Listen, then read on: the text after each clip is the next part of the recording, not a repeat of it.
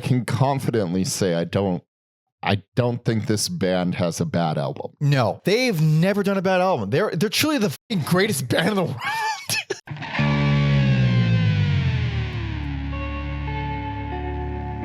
Welcome to Every Album Ever with Mike and Alex. My name is Michael Mansour, and I'm joined, as always, by my trusty, handy, prepared as all hell co-host, Alexander Volt. Say hello. Hello. This is Every Album Ever, the podcast where we listen to every single album in the world, one artist at a time. That's a whole new discography per episode. And if there was a gigantic discography, then multiple parted episodes like this one. And today, what will we be discussing? We'll be doing our second episode on the band Swans. Swans. Check out the first part if you haven't already, where we covered years. Which years were those? 82 to 90? No, 82 to 86. There we go. So we'll be doing 87 to 96 today. A band like Swans is one that I appreciate. Obviously, I'm a big fan, and we talked all about my fandom, our fandom in the first episode, but because the eras of this band are so cut and dry, like that first episode is just the band is the most brutal, insane, crazy, psychotic. And then this one is like the really moody, moody, gothy, dark era with Jarboe, being a prominent part of the whole thing. And then the last part is the reunion. Yeah. It's so easy. It was. I was thinking about that. I was like, Mike did a good job about sectioning off these. The band did a good job sectioning themselves up. But also, for those who didn't see the first part, we are big fans. Been fans of Swans for a very, very, very long time. Yes, Mike's probably wins longer than me, but I started at a young age, very young. I was in middle school, I believe, when I found them, the brutal stuff, and then I obviously just progressed the way you do, literally from the earliest stuff on to where they are now. But this era is my most neglected Swans era because it's so overwhelming. When I got into them, because I went down this like rabbit hole of like getting into like sludge and stoner metal, which led me to Neurosis, the band, not literal neurosis. That's questionable. It is question. If you're listening to that band, you might have it. Which is overwhelming in itself, which then led me to Swans. So it's like I've always picked bits and pieces, and I have albums that I've neglected, and it's really nice just to put a big rubber stamp on the whole thing and be like, I feel well versed in all their albums. Yeah. How familiar are you with this era? I would say like 3 albums. 3 albums? Yeah. I might have been, 3 for me as well. Yeah. 2 that I listened to a lot, and then another 2. No, I think it was 4 for me. And then another 2 that I only heard a couple times. Yeah. And the other ones I think I maybe haven't heard at all. There's only 6 that we're covering, but they're Swans albums, so they're really, really big. There's one really big one. And this is and there's one that's not streaming. I don't know about the physical release of it. There's one that's not streaming, and it has been a nightmare. That album, it makes sense why it's not streaming. It makes perfect sense, but it's a whole complicated thing. It's always been hard to find. Ever since I was a kid, I couldn't find. I looked for that album. Yeah. But you can find it somewhere. I mean, is it on YouTube? I didn't check. Let's check right now. I went about other means. Okay, it's on YouTube, so you can find it there. Thankfully. But most neglected era, but that's why I think I was the most excited to do this part of Swans, even though I've listened to the other stuff a ton. It's also so crazy how this episode and the second episode, or the first one and this one, like that was it for a long time, and then just because of our age, we're just spoiled where like we've had a pretty consistent output from the band. Pretty much. Well, I mean, they were broken up when I discovered them for a long time. Yeah. And then when they reunited, I was like, no way. Like, really? No way. That's okay. And obviously I like that stuff very much. But the reunion's been... It's been a joy for fans. It's been like... Yeah. Man, yeah, for sure. But for this era, the darkest and most fucked up. Maybe not the most brutal, but it's still extremely upsetting and taxing. And there is so much that will fuck up your day if you're not prepared for this kind of band. This is, I said it in the first part, I'll say it a million times. This is one of the most important bands in the world. It's one of my favorite bands of all time. Easily in my top 5 most influential bands to me personally. Michael Gira is just, without like sounding like a weird psychotic fanatic, he's just a real artist who just keeps doing what's interesting or what hasn't been done for himself, and seems to suffer a lot in the process, at least financially. Like just always doing what he finds interesting rather than what will help anybody. Anybody. He seems to fucking burn every bridge that he comes across. Apparently a very hard guy to work with, but not only do I understand it, but I kind of condone it. Like, if you want a thing to be a certain way, and that's the only way to get it, to communicate it, is by making these weird, vague, conceptual, demands, and like you see the band members being like, "What the fuck are you talking about?" And then a fight starts. But you're trying to convey a feeling in your head, and that's really fucking hard to do. He might be the biggest dictator out of all the bands we've covered. What easily in the top? Yeah, we've covered a lot of controlling people in music, and easy. Not even top 5, top 3 easy. Yeah, he's up there. The thing is, it's like you get like the controlling dictator types, but they always seem like dickhead maniacs. He never, even though he's like adamant and mean and obviously difficult to work with sometimes, he never struck me as like a mean guy. It's just he's trying to convey something that can't be conveyed, and that's like something as conceptual as like a mood or a feeling, especially when it pertains to music. How the fuck there's no words for that. And like, if they do something and you're like, down more, like, and it doesn't make any sense when you put words to it. But like, if you want it to be that, you have to keep running into that wall. Also, as we covered about his childhood, he's a little fucked up. He seems to actively choose the hardest route. Yeah. So it sounds like I'm just defending all his horrible actions. He does a horrible, he's like legitimately like done some awful stuff, and he's like he had a bad drinking problem. But I'm not defending that. I'm defending the fuck it. I defend that too. People go through this shit and they grow out of it. But I find it more interesting. I find his story interesting, and the story of Swans extremely interesting, and like the band members that stuck with it, how much they loved the whole thing so much to just put up with extreme poverty and verbal abuse, and not just from Gira, but just from like the audiences and stuff. It's fascinating. It's fascinating, and it's inspiring in an artistic level. But we have a lot to talk about. I can only imagine how long this episode is. Yeah, we do. But we're covering 6 albums total, which equal out to about 30 hours of music. I'm exaggerating, of course. First album of this era came out in 1987, last one 1996, very obviously, like we said at the front, but there's a lot to catch up on. So our boy Tom Osman, who does all our history, him and I bonded over Swans some time ago, and this is the first thing he wrote in his notes. There are a lot of notes, by the way, but the first thing he wrote is, "The following is me doing my best not to go overboard with the notes on an episode of my favorite era of music by anyone ever." So there it is. He's equally passionate. He's more passionate. Like out of the 3 of us, he is the guy for this. He can have it. There's so much here. There's so much here. So first and foremost, where we left off on part 1 was Holy Money.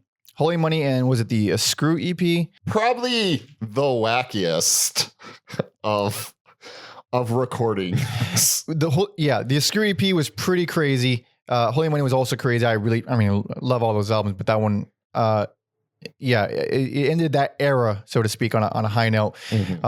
Gira almost dissolved the band after that, and then was put in check by Jarboe, saying, I'm not gonna stay with a quitter. If you break this up, we're done here. She is incredible. Yeah, incredible. Because I only watched half the documentary. What is it called again? I don't recall. But Where does the body end? It by the way, I watched the whole thing. It is 2 hours and 40 minutes. Seek it out if you can handle it. But go on. If you're in America, it's on Tubi. Very limited commercials. It's uncensored. It should be. Yeah. So like a lot of that we covered, but her like passion for music and the band was just like unmatched. Like what? Like this? She's one of the few people who can say she got to join her favorite band. Yeah. A real fucking ride or die, dude. Yeah. I mean, holy shit. And she put up with a lot of shit. She put up with so much. So it's obvious, like, her and Jarboe were relationship, and all kinds of stuff that came with that, with them living in the bunker, which we talked about in the first part, which is not a very habitable place. Shithole. Absolute shithole on the was it the Lower East Side, but in the 80s. Was it I get my sections in New York. Was it Lower East? I think it was Lower East Side. I forget. You know, but it was the Village might even be in the Lower. No, the Village is New York. Okay. But so living the shithole and then the poverty, and then obviously with a guy like Gira, he's very. I mean, at least musically, he was pretty like harsh, but they did bring a ton out of each other. Like she's the reason he started singing, like, and especially on those last couple albums, Holy Money and Greed, where he started vocalizing more instead of just screaming it through his throat. And from that on, we get who he is now. We get all these albums where he's a fucking full on bass crooner type. Or some sort of gothy industrial cowboy. Yeah, a very deep voice. I mean, it's a cool voice, but it's it's just such depressing music.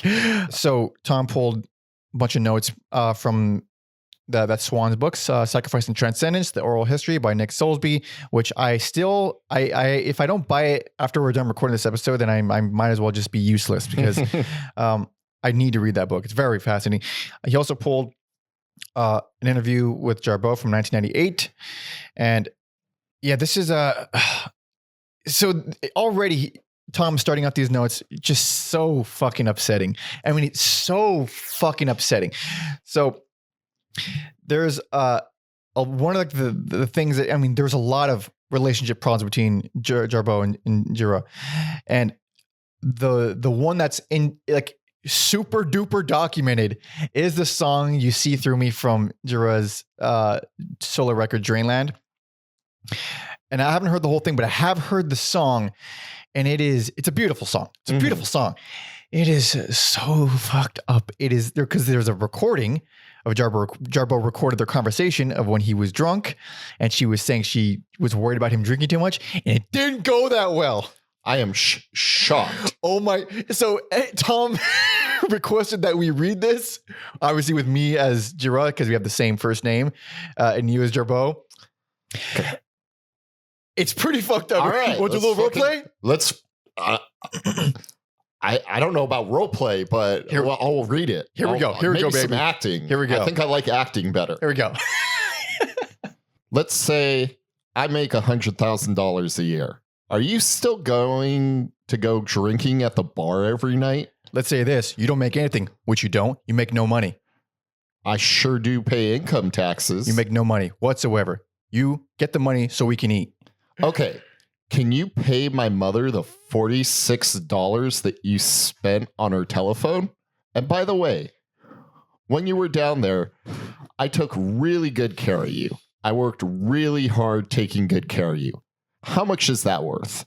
I don't think you can put a price on that. Okay, $200. All right. Do you love me at all, Michael? No. and that's the song. Like it's obviously it's within an actual song. You hear the recording, and it's just gut wrenching. And they even talk about that song on the in the documentary, which is I forgot who it was. It was one member of Swans. I forget his name. He was no member was there for that long, but he was there briefly, and he said he's like that is like one, like you don't hear too many artists doing that to themselves, where because that's just an excerpt. The whole conversation, he is horrific. That's the tip of the iceberg insanity, dude. In the conversation, he's like, fuck you, it's your problem, not mine. Fuck you. How about you shut up, fuck you. It's like, Jesus, dude, fuck. And he's like, listen, dude, I fucking suck. Here you go.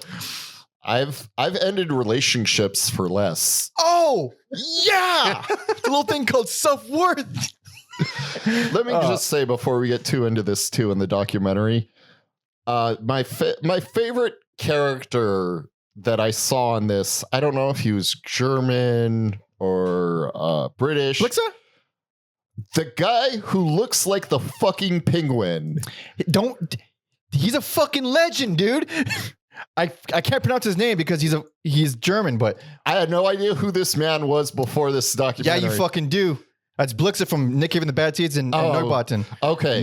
Neubauten. Okay. Yeah, he's fucking incredible. That dude's the man. Okay, yeah, he's the fucking man, but he's like dressed like the penguin in this documentary. He looks like Peter Lorre. And yeah, he's like, yeah. They were fucked up. I was serving drinks. I took that picture.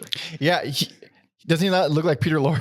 He kind of does. A less fucked up version, for sure. Especially the one with the like top hat. Yeah. In an alternative universe where Peter Lorre has played the penguin. He's got like a big like furry he was dressed quite penguin-esque. I'm saying that, but it was also very smooth. I would totally dress like that if I had access to a wardrobe. That guy is so fascinating. I can't wait till we do an episode on them because that's been requested in Office, and it's also like a really important band. That guy's an interesting dude.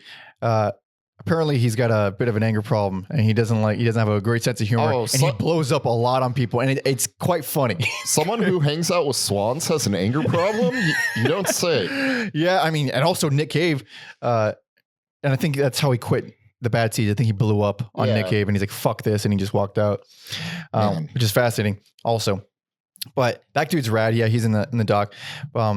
It's a really fucking good doc, actually. It's extremely thorough, but it is also 2 hours and 40 minutes. If it was any shorter, I'd be pissed off, and even though I didn't finish it because it's Swans, so. Much like their albums, they are hard to finish if you're not fully invested from the onset. But let's go back to some backstory. So around here, he was on earlier albums, Algiz Kizzies. I don't know if that's how you pronounce that, but there's a bunch of fucking Z's in his name. He joined on bass in 85. I guess they were looking for a second drummer, so he recommended Ted Parsons. This is from Ted. His first job recording with Swans. He says, a couple hits on the snare, that was it. They recorded it and I went home. It was a bit weird and funny too. That's what they wanted. And that's the kind of, it's a small little quote, but it's like a good example of what we're dealing with here. Also, he's lucky he didn't join earlier, because it would have been like, oh, could you like take a 2x4 to some pipe or trash cans or something. Yeah. So it was far more garbage was involved in the earlier albums. But here, at least, instruments. Let's see. And this is where Gira credited Jarboe with his vocals. He says, she was instrumental in encouraging me and teaching me some rudimentary techniques for how to actually sing rather than just scream from my throat. Eventually, I found my voice. She was a big part of that, and I have to thank her. Oh, that's nice. That's very nice. Plenty of other things that went on, but around this time period, after, like 85, 86, when Jarboe started actually playing with the band instead of just hanging around or being like a roadie, she was doing keys kind of ambiently on the side. And then as we heard on the Screw EP, and I forget which. You Need Me is the song I was thinking about. You Need Me from Holy Money, and then Blackmail from A Screw, where it's just a solo piano and Jarboe. Obviously a insane shift from what they usually did at the time, which was pounding, crushing, really, really painful, heavy. And so it never really occurred to me, like, they did those songs live, and they did, and it was awful for her. It was so like, I think Gira referred to her and those songs as like their secret weapon or something along that kind of thing. Like their attack dog. Yeah, their ace, the attack dog, ace in the hole kind of thing. Yeah. Like you have no idea what's about to happen. And I think the first time it's on video, she goes into Blackmail, she plays it and she loops the progression, and she goes in front of the crowd by herself. The rest of the band walks off the stage, and she's just singing by herself, and like a fucking pro. She just no distraction, just singing straight through while the crowd is fucking throwing shit at her, spitting at her, saying all kinds of, all the things you would imagine a crowd in the 80s sing at a female singer at a Swans show, going nuts. And at a certain point, I forget which member of the band it was. I believe it was Algus. Was it him? Yes. He comes out and just starts cussing out the crowd. And then walks off, which is in the middle of her, like, she didn't break a single note, that's the kind of thing, like A+ performance. Oh, 100%. That's the kind of thing you'd see all the time in like the punk stuff, punk scene. Like we covered the Minutemen a million years ago, where they'll be in the middle of singing a line and a loogie would land straight in their mouth, like, and you just take it. You just fucking take it and you keep going, which is even awful. Well, I guess it is kind of in, Gira's DNA. Gira. Yeah. At least I hope he said this, and I'm not where he saw suicide. Check out that episode, by the way. And they're just spitting on him, and he's like putting it in his mouth. He's like, thank you. Yeah, like rubbing it all over his face, like, yes, more. That's how you combat that. It's disgusting, but if you're not willing to do it, then you're not. That's not your place. That's not where you belong. Those people are different. Those are different people. I didn't love Suicide's music, but what a fucking unique, crazy individual. Dude, it's fucking rad. And the fact that when we covered them, we didn't come across that story at all. I mean, there's plenty of other things that they did on stage that were wild, and kind of in that vein of, I'm gonna fucking scare you into not attacking me because I'm so nutty. Yeah. That's crazy band.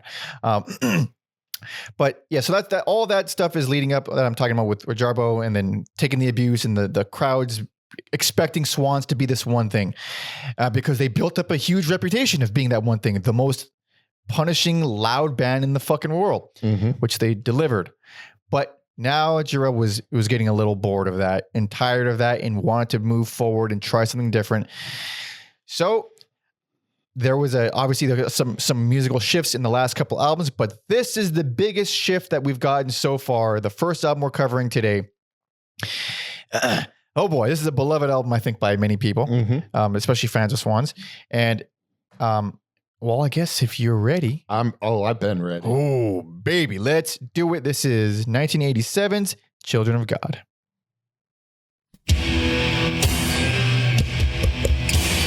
Oh, I have loved this song for many a year. And you still get a bit of that, like, punishing rhythmic stuff carried over here. It's still Swans as fuck. Yeah. And yeah, I love the cheesy little electronic thing. It just... that's all Jarboe. It's all her keys. It lets you know you're in for something new here. Also, Gira's not screaming. He's doing this monotone kind of thing, which he will do for a while. What they're doing well, they are now. I will be there. I think that's why I like his voice too, as a fellow person with a deep monotone voice at times. Yeah. I will be there. It's really just that early Swan style, but with notes. Yeah, it's kind of like the the actual evolution is like, we're going to play chords now, still beat you into the ground. But something I thought was interesting was, I forget what member it was, but he liked a Howling Wolf song. Fuck, yeah, I know what you're talking about. I forgot his fucking name. Goddamn. And he's like, I just slowed it down and ripped that off. And it was the drummer. And I'm going to find out his name in a fucking second. So it is, like, crazy how, like, in a way it has always been, you know... It was Ted Parsons, no shit. Yeah. Musically driven, they're just psychos and they know how to distort it. And I'm going to give this one personal. Really? Yes. That's delightful. This is obviously a good album, but it's a really fucked up and upsetting and dark album. And well, they all are. They all are, but this one is like the only one of this era that holds on to some of that early style. This one start to finish is what a pleasure to listen to. And I've never heard this album referred to as a pleasure. I'm gonna call it that because in relation to a lot of other things, there's a lot of things that are unpleasurable. Yeah. For Swans, this is a breeze. Well, if you're a Swans fan, this album is a breeze to listen to, I guess. But I mean, there's albums later on, a few later on. I mean, they're just as like the easiest things they've ever done to listen to. I guess this is still pretty tough. I mean, there's easy listening to for like compared to normal music, but this.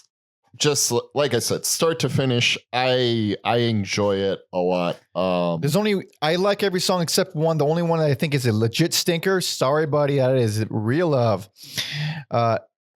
It does the thing that I've mentioned in the past that I hate is when you modulate a major second, which is it's a thing you hear in blues. It's just you play one riff and then you go to a different key and you play the same riff, and they do that over and over. Or it's specifically one full step. Yeah. But they do that over and over again. I don't like it. That's basically the only song I don't like. I wouldn't call that song a highlight on here, but one thing that I like realized when I listened to, and I'll give Mike a picture and he can put it on the screen or whatever, is I have this tour poster and it doesn't fit the vibes of Swans at all. And I went and I saw them live, and then later on when I listened to this, I was like, oh shit, it was inspired by In My Garden. Oh right, yes, that fits the poster perfectly. And it's just like unlike anything Swans has ever done. Like, you could probably show that song to normal people. Even. Oh, for sure. It's another Jarboe led song, but it's really early in the album. It's fucking beautiful. It's got like flute sounding synths in there and piano, a lot of piano, really light sounds. Because when I bought the poster, I was like, it's a beautiful poster. I don't get why. I was like, why did they make this for Swans? And then they do get really pretty. And this whole era, there was going to be a lot of gentle, pretty, somber, is even uplifting and hopeful, like just things you'd never expect if you just heard anything from the first episode that we did on them. Speaking of In My Garden, there we go. A little interesting tidbit from our boy Tommy says, let's talk about the track In My Garden. Familiar sounding song, isn't it? Sounds a lot like Something I Can Never Have by 9 Inch Nails, doesn't it? What an incredible coincidence. We talked about that on the first episode too. I forget what song it was. And I was like, it reminded me of a 9 Inch Nails song. And then I Googled 9 Inch Nails and Swans, and there's not really... He didn't give it up to them. He didn't give it up the way everybody knows he was inspired by. I think he eventually did in passing. And then I think there's even an interview with Michael where he kind of is like, we know what you were listening to. Yeah, it's very clear. It's very clear. He's like, I don't have a problem with it, but just admit it. Just please. Because especially during the 90s where Swans was struggling and 9 Inch Nails was not. But speaking of that same song, Jarboe talks about the recording. She says that was a really hard song to do because it's solid breath. It's so quiet on the mic. It's singing like the flute. This is not what you're taught by the formal teachers. And because when you hear the song, it's extremely breathy, really breathy, and you don't really think about you just think it's like, but there's recording technique and things change when you have to record it. So, and you always forget that she's like a legit singer, like a fucking opera singer. But the things that she does in Swans are always so primal and stripped down. And you forget that she has an incredible range because, there's not a lot of, she wasn't giving a whole lot of spotlight time. Not that I have that much of a problem with that because it's just a different band for that. But that's one example of getting something a little bit interesting. What else rules on here? Blood and Honey. Yes. Although I do find it to be more mood than song. It's disturbing as fuck. Very chilling. Yes, very sinister. And this era of Swans has a lot of Middle Eastern influence stuff. Yeah, this one and the next one have a lot of Eastern elements. And you guys know me. I'm a sucker for that in my rock music. Yep. So Like a Drug, Shalala. Dude, that song fucking rips. I mean, it's brutal and punishing just like the early stuff, but there's way more ambient creepiness. There's some actual moments that are actually fucked up. It's a fucked up song. There's orchestral parts too. Yeah, there's a few songs where it's all keys, but it's basically early Swans, but orchestral. It's so strange. It's big. It's cinematic. It's great. Yeah, cinematic. That's the word I was looking for. But Like a Drug is really it might be the most brutal song on here. Yeah, it's so fucking good. It's up there with anything from the early days. By the time Beautiful Child comes on, I had this realization that the album does a pretty good, efficient job of fluctuating between harsh and beauty and these epic moments where I think previous albums we were just getting beaten to the dirt, beaten into the ground. And then when they did add the Jarboe songs, there was literally one per record on 2 records total. So it was extremely minimal and there wasn't a lot of breathing room. Here, I mean, in between those songs, you got You're Not Real Girl, which is basically an acoustic guitar song. There's some cool dark synths on there, but it's just that song, along with many on here, is just a total vibe, man. It's just so morbid, and God, it is not the band to turn to when you're not feeling that great. It's been a rough week or two or however long since we've last been in the garage. Yeah, it usually takes us. This took us a couple of weeks. But what else we got? Trust Me has some nice guitar riffs, or killer guitar riffs, I should say. Super devoid of hope. Yes. That song, I the first few listens, I was like, this is just too much. There's so much. It's so fucking. It's a bummer, dude. And it was like, but then I went back several times and I was like, nah, that song rules too. This one I like more and more every time I hear it. I've only heard this album I think once before, and I knew it was an album that I need to hear more and give more time to. So I really took the time this time to soak it in, and I'm glad I did. Maybe this was the only album I was in the perfect mood for, and that's why it hit so good for me. Really, to be in the perfect mood for Children of God is not a good sign for Alex's personal life. No, it's not. I have a fucking Paddington Bear tattoo on me. Do you really? Yeah, I thought I've shown you. I don't think I've ever seen that. I'm going to show you right now. All right. Oh, that one. I forgot about that one. Yeah. Oh, you got to take a photo so I can put it on the video. Yeah, I'll send it to you. Dude, that's fucking, I forgot about that. That's pretty rad. God damn. The title track, which closes the album, fucking rules. Absolutely fucking rules. It's another Jarboe song, except it's a heavier, louder Jarboe song, which we've never gotten before. Really ethereal vocals and layers all over the place. Really gothy and really awesome synth samples. So the title track apparently was built around that keyboard loop that you hear in there that Jarboe had. Apparently Gira encouraged her to build on it. he says, she had a lot of input and I could never downplay that. My role as director was to produce and orchestrate it. Look at that. There you go. Another interesting thing about well, it's not just exclusive to this album, but kind of the whole time. Ted Parson talks about Norman Westberg, he's like the longtime guitarist. He wasn't there from the beginning, but he was there early, and he's like the guy. It's him and Jarboe that have been with Gira the longest. Apparently, he did whatever the fuck he wanted. Ted said Michael seemed to accept that because Norman had been in the band long enough that they understood each other really well, and that's one thing that I saw in the doc that tickled me. And I wish Norman was interviewed more in it. He only speaks like twice in the whole movie, which is insane. But the way he got in the band, I think the audition, quote unquote, was, all right, go low when we go low, and when we go loud, you go high, or something like that. It was something really vague. Like I was saying earlier, it's like he's saying these like conceptual ideas, like what the fuck is it?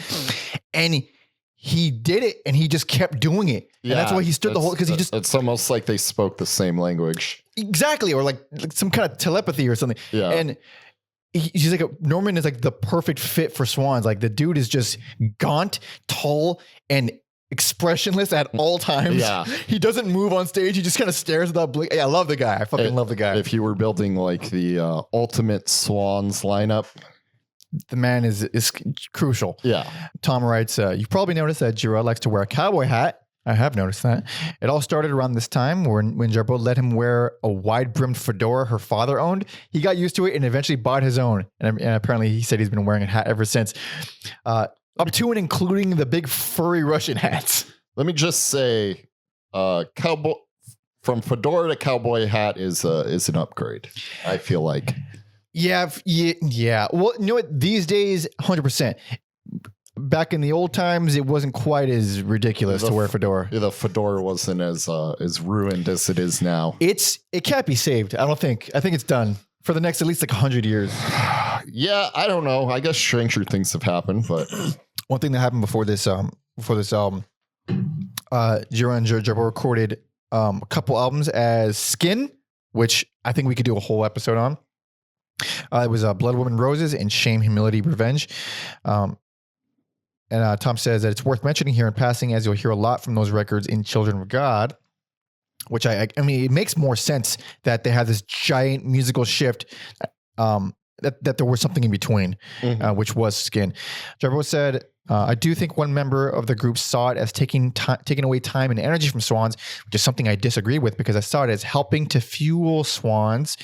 And I think she ended up being right on that one. Just, I mean, in terms of the stylistic shift. Ted says, I think we all said, uh-oh, the day Michael turned up to the studio with an acoustic guitar. It's like, no one was on board with this shift. Not just the band, but obviously the fans weren't. And then even like I don't want to say label people, but all the people trying to push the band, they were all like, maybe just stick to, the thing that what are you doing? Just go back to being heavy. You're the loud band. Be the loud band. And you say something like that to someone like Gira, and that's fuck you. It does make more sense that their closest peers and friends are Sonic Youth and not like some metal band or some punk band. Yeah, and even then, like they came up with Sonic Youth, but they sound nothing like them. They never sounded anything like them. From beginning to end, but they like the values were similar, and like the I don't know, the curiosity and not wanting to be held to a particular ideal. But Gira felt it was stupid to be like the loudest band in the world. Like, I mean, what else is there? Like, I mean, he did like where do you go after you crank it up to 11 multiple times? Yeah, and like ruin stages with your noise, and that's what they did. Like there was one, I forget when it might have been later, could have been earlier, I forget. But Jarboe was with the band. That's all I remember. Where they're playing a show, and I forget which. I'm forgetting everything. It's in some country, and in the middle of the show, the venue just pulled the plug on them. They pulled the plug on everything but the main mic. So they're, I mean, mid-song, because it was too loud, they got like complaints from the neighbors or some shit, which is fucking ridiculous. So they pull the plug on them, and the band is like, well, I guess we're done. So they walk off stage, and Gira stays up there just screaming the song a cappella for the rest of it, because it's a pretty punk rock thing to do. I mean, what else are you gonna do? I mean, fuck them so hard for that. But that's the point. Like, they were so loud, they really kind of got screwed every once in a while. But here's a nice callback for us. Nick Drake was another influence that came via Jarboe and Gira to Absorb. Check out that episode. Very, very lovely musician with a very, very sad story.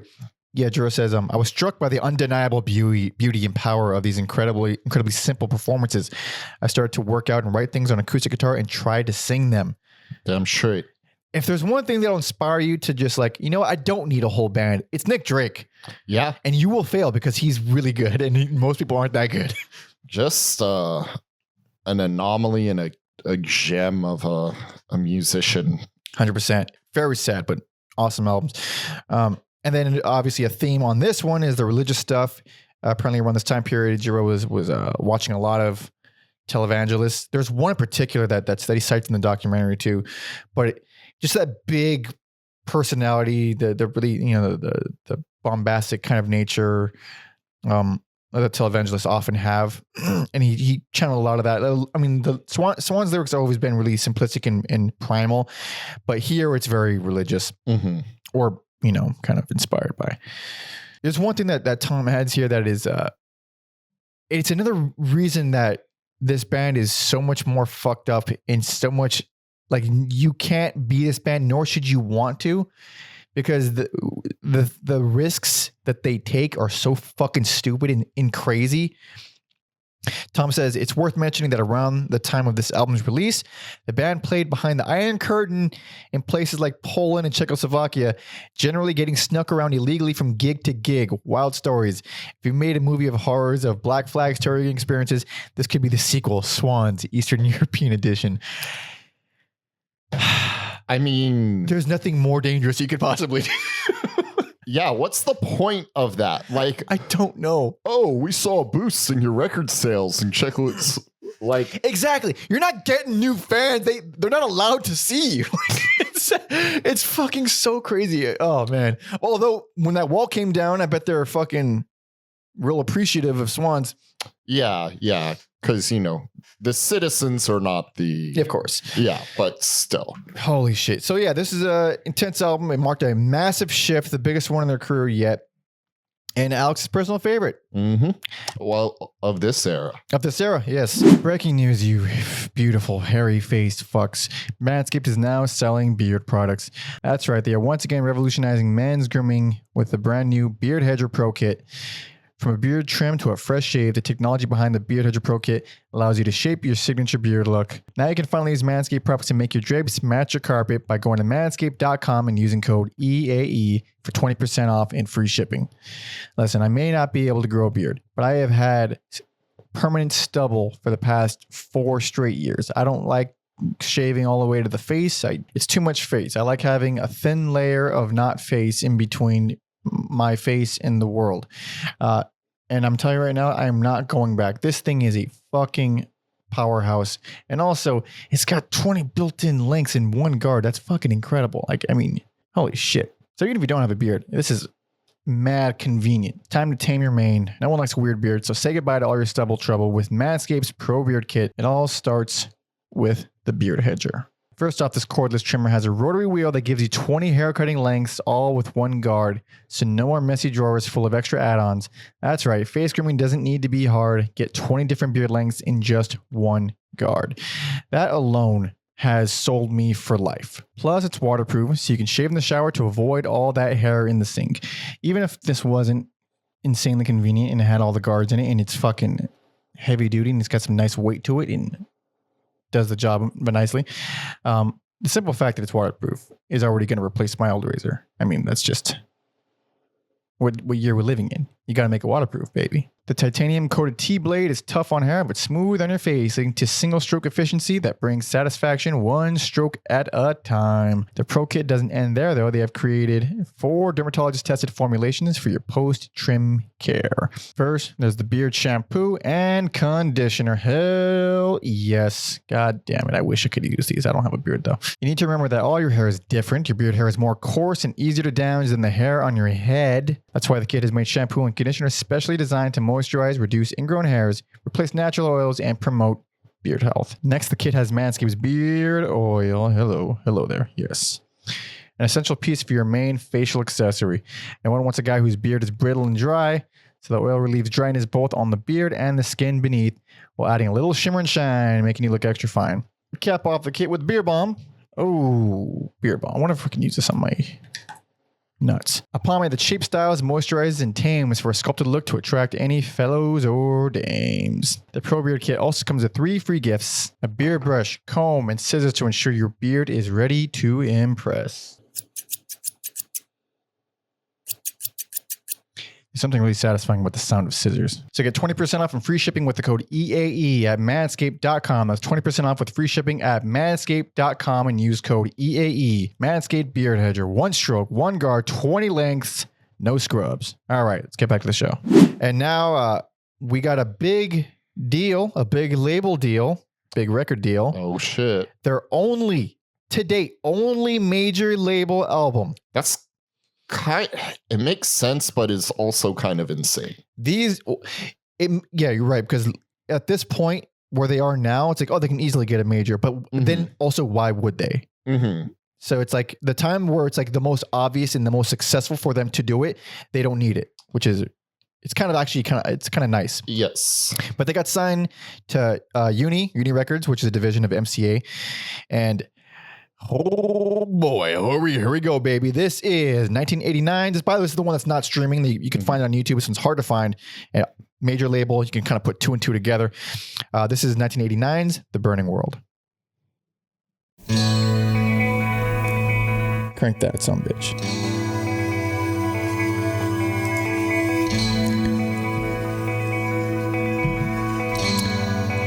So we're already hearing a bit of a difference. This is really quiet. Is it cranked all the way? All the way. Okay. I wasn't sure what to expect from this album. And it wasn't this. I bet it wasn't. But also, this is the biggest shift in their entire career. Ever. And this is the band who did Filth, dude. Fucking Cop, bro. This is Cop. This is the band who did Cop. These fucking fiddles.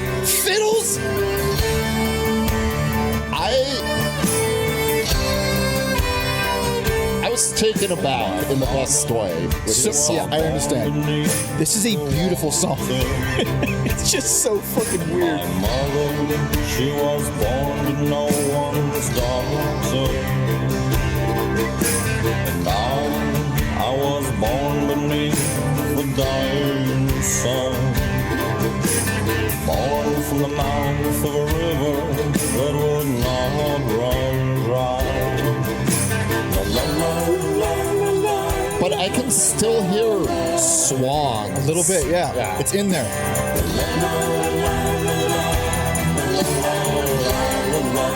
I really do like this song a lot.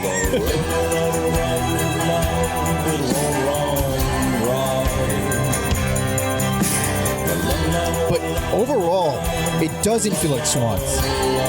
Even though you could tell it's them in there, it's like the only album they've ever done that doesn't feel like Swans. Yeah, it's jarring and it's not jarring because the only like Swan side project thing I've heard is Angels Light, which is similar to this. So yeah. I was just like, this is a legitimately nice album. I am so tired of people shitting on this album. It fucking rules. I've listened to this album actually a lot. I've had this one since I was pretty young, and I've always liked this album. And it is not what you're looking for Swans, I guess, but it is a nice album. But if you like that Angels Light stuff, yeah, and you just like good music, this is worth seeking out. Absolutely. And, I like every song on here. oh shit. This is almost my personal favorite. I really do love this album. Damn. Yeah. That's delightful. Yeah, I was like, oh, it's not streaming, probably gonna get some horrible accolade. And then I listened to it. I was like, this is nice. But the rest of the world doesn't agree with us. The rest of the world does not like this album, including the band. No one likes this album. And I get it. It's not like, especially when it came to the making of this album, they were so fucked and everything was just such a disaster and nothing lined up the way it was. And they didn't have any control over the mixing and stuff. So it obviously comes out sounding like some band that they never were. But it's still good. Like, these are still really good songs. And that's one thing that I think Gira and Jarboe said repeatedly. Like, the songs are great songs. They're great songs, but they hated the album. They hated the way it came out. That's unfortunate because I think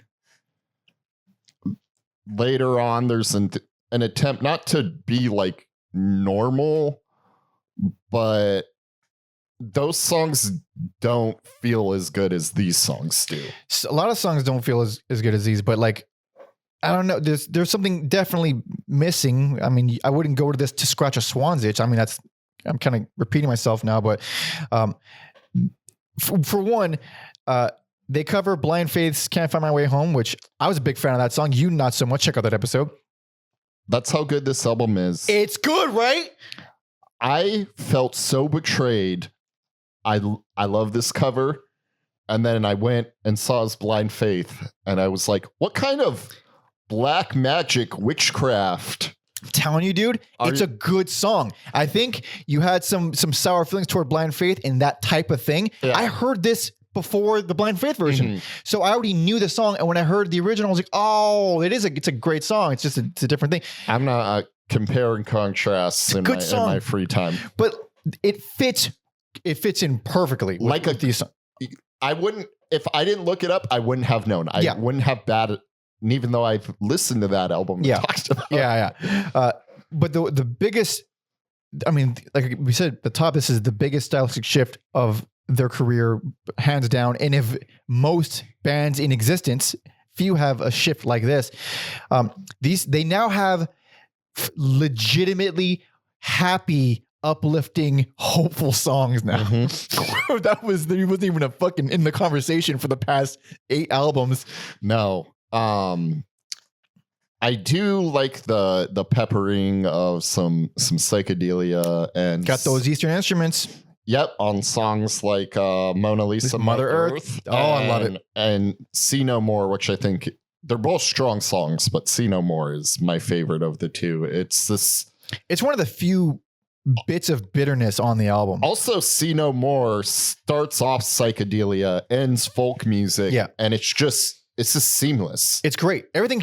I mean, they do feel really natural and organic. These songs, the arrangements, because there's like a million musicians on this album. We'll go into a little bit more in a minute, but the arrangements do feel.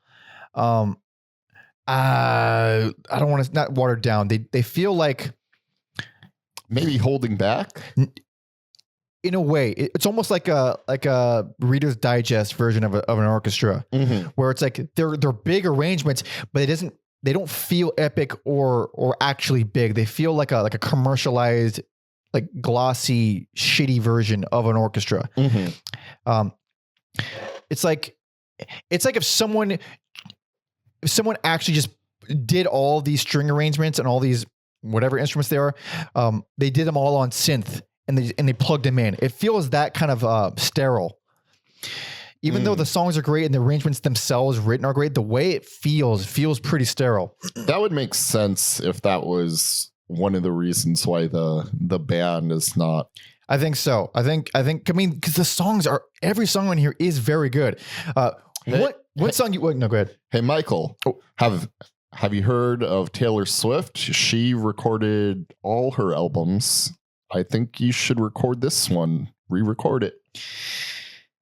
I would love to hear that way a season Gira re-record these songs. That way you get the production you want, you get your ownership back, and they would be insanely different songs. That's for sure. I'm sure there'd be like 20 minutes at this point what they do now, but I would love to hear how they approach these songs because they're worth saving.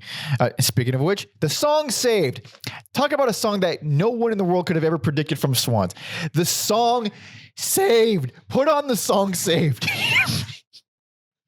I mean, come already. It's been up for 3 seconds. You'd almost do some like old like crooners or like soul songs.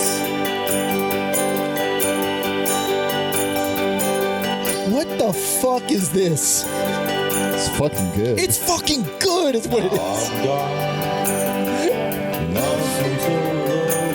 You play this at your wedding. Absolutely. If the person you're marrying is also a psychopath.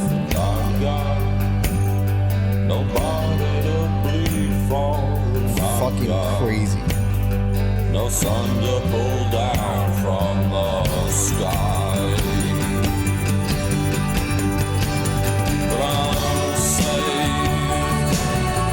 This could sound like this could pass as a blind faith song too. Yeah, or even The Laws. Yeah. I don't think I would want to listen to a whole discography like this. No, absolutely not. But they tapped. Well, I guess that's not true because Angels of Light is awesome. I guess Michael just has a fucking way to get music out of his body that is, and other people's bodies that is.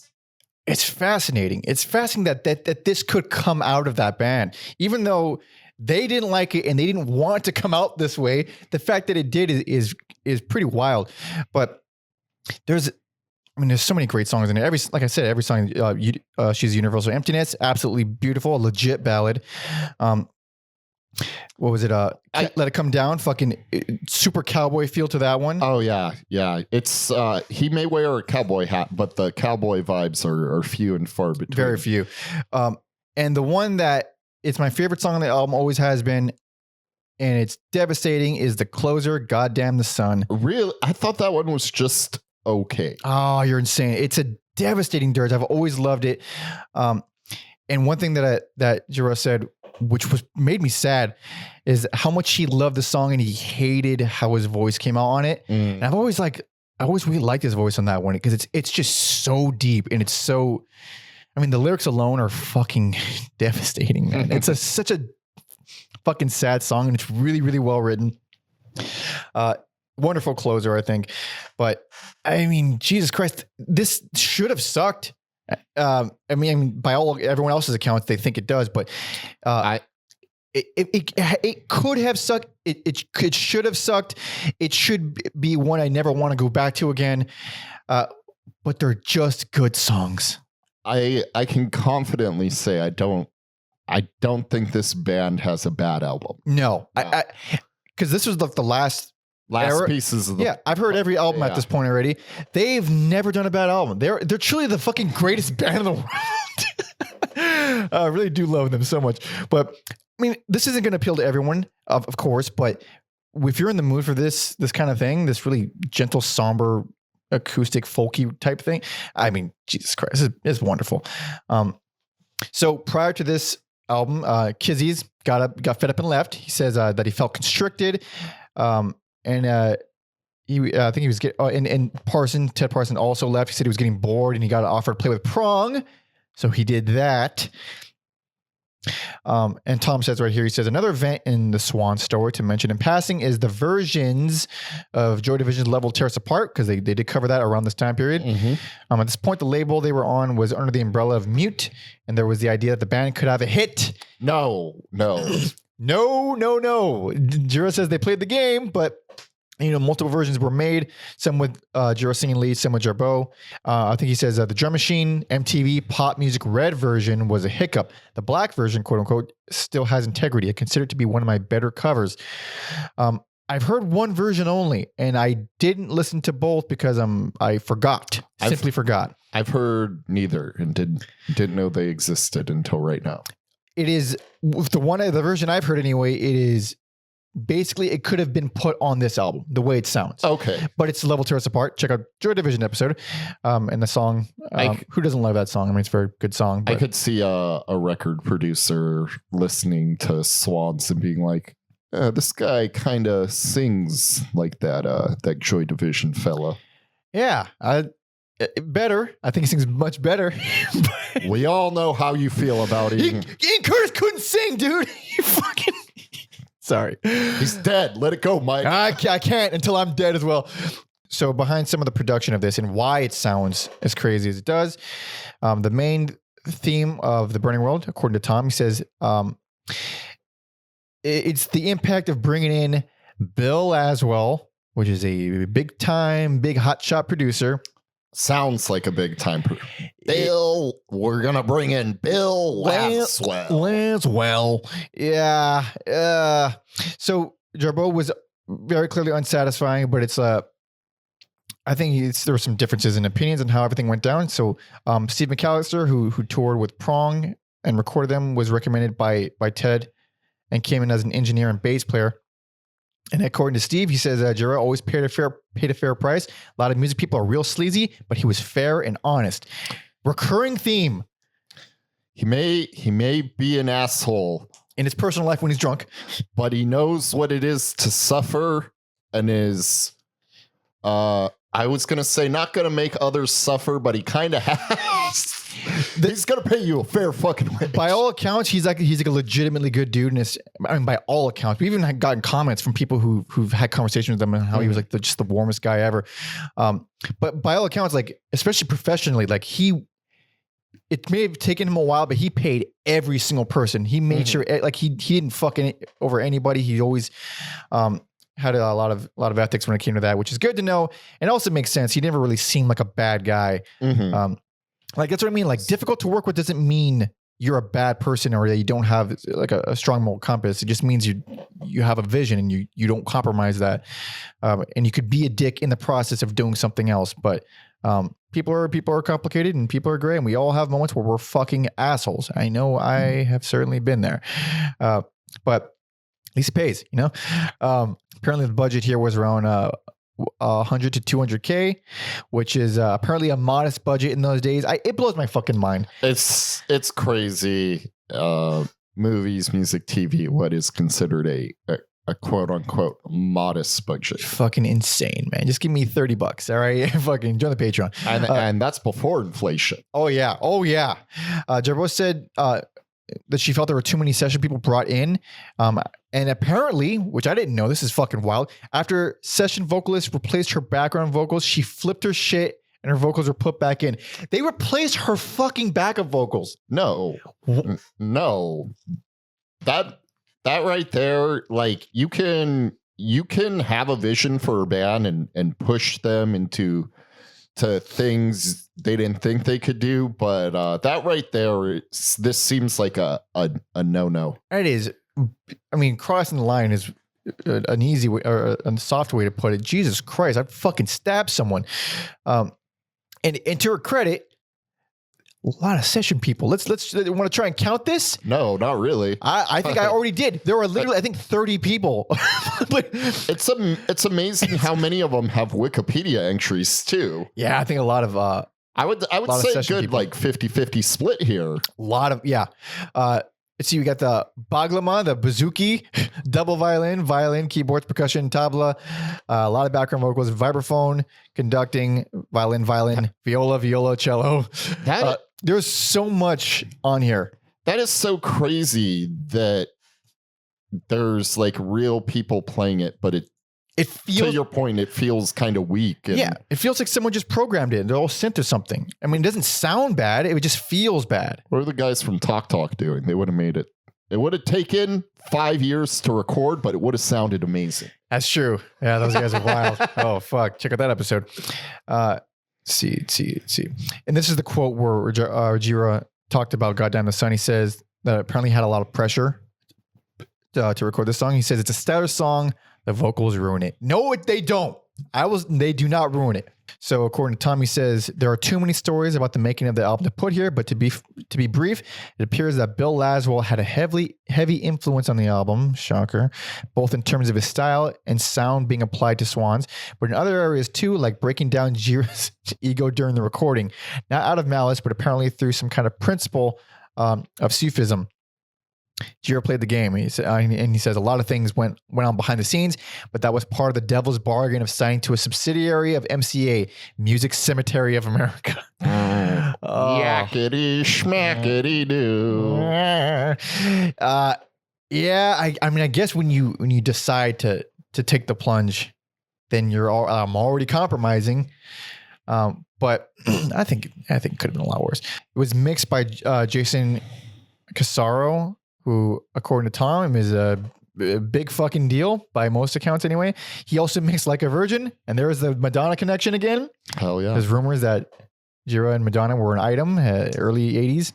I believe it. It's fucking possible. It's strange, but it's possible. Her body count is so interesting. Yeah. Let's just throw him in there too. Fuck it. Why not? Yeah. But they got the dude who mixed Like a Virgin to work on this album.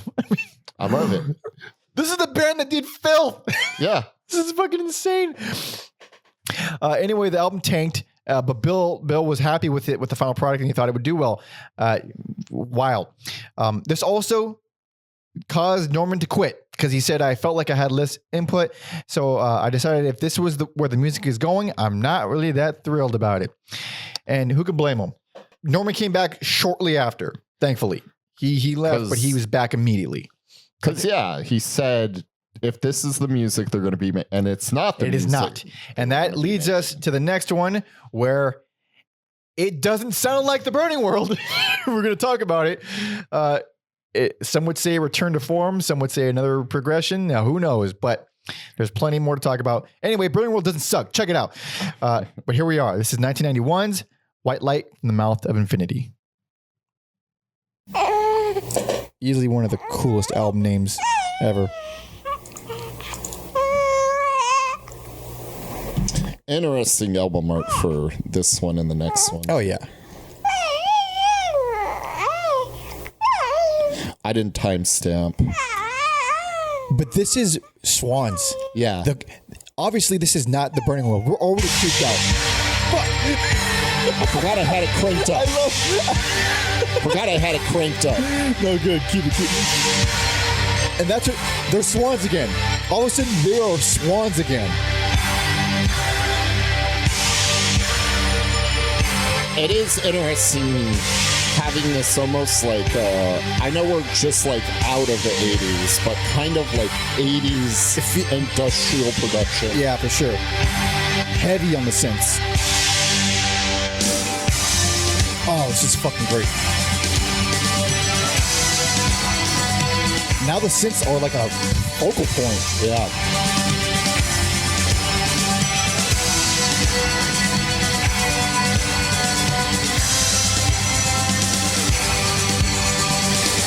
Man, it's just like crazy to hear these like big triumphant chords. And it feels like the logical progression from Children of God. Mm-hmm. And now it's a goth song. Yep. I'm better than you are.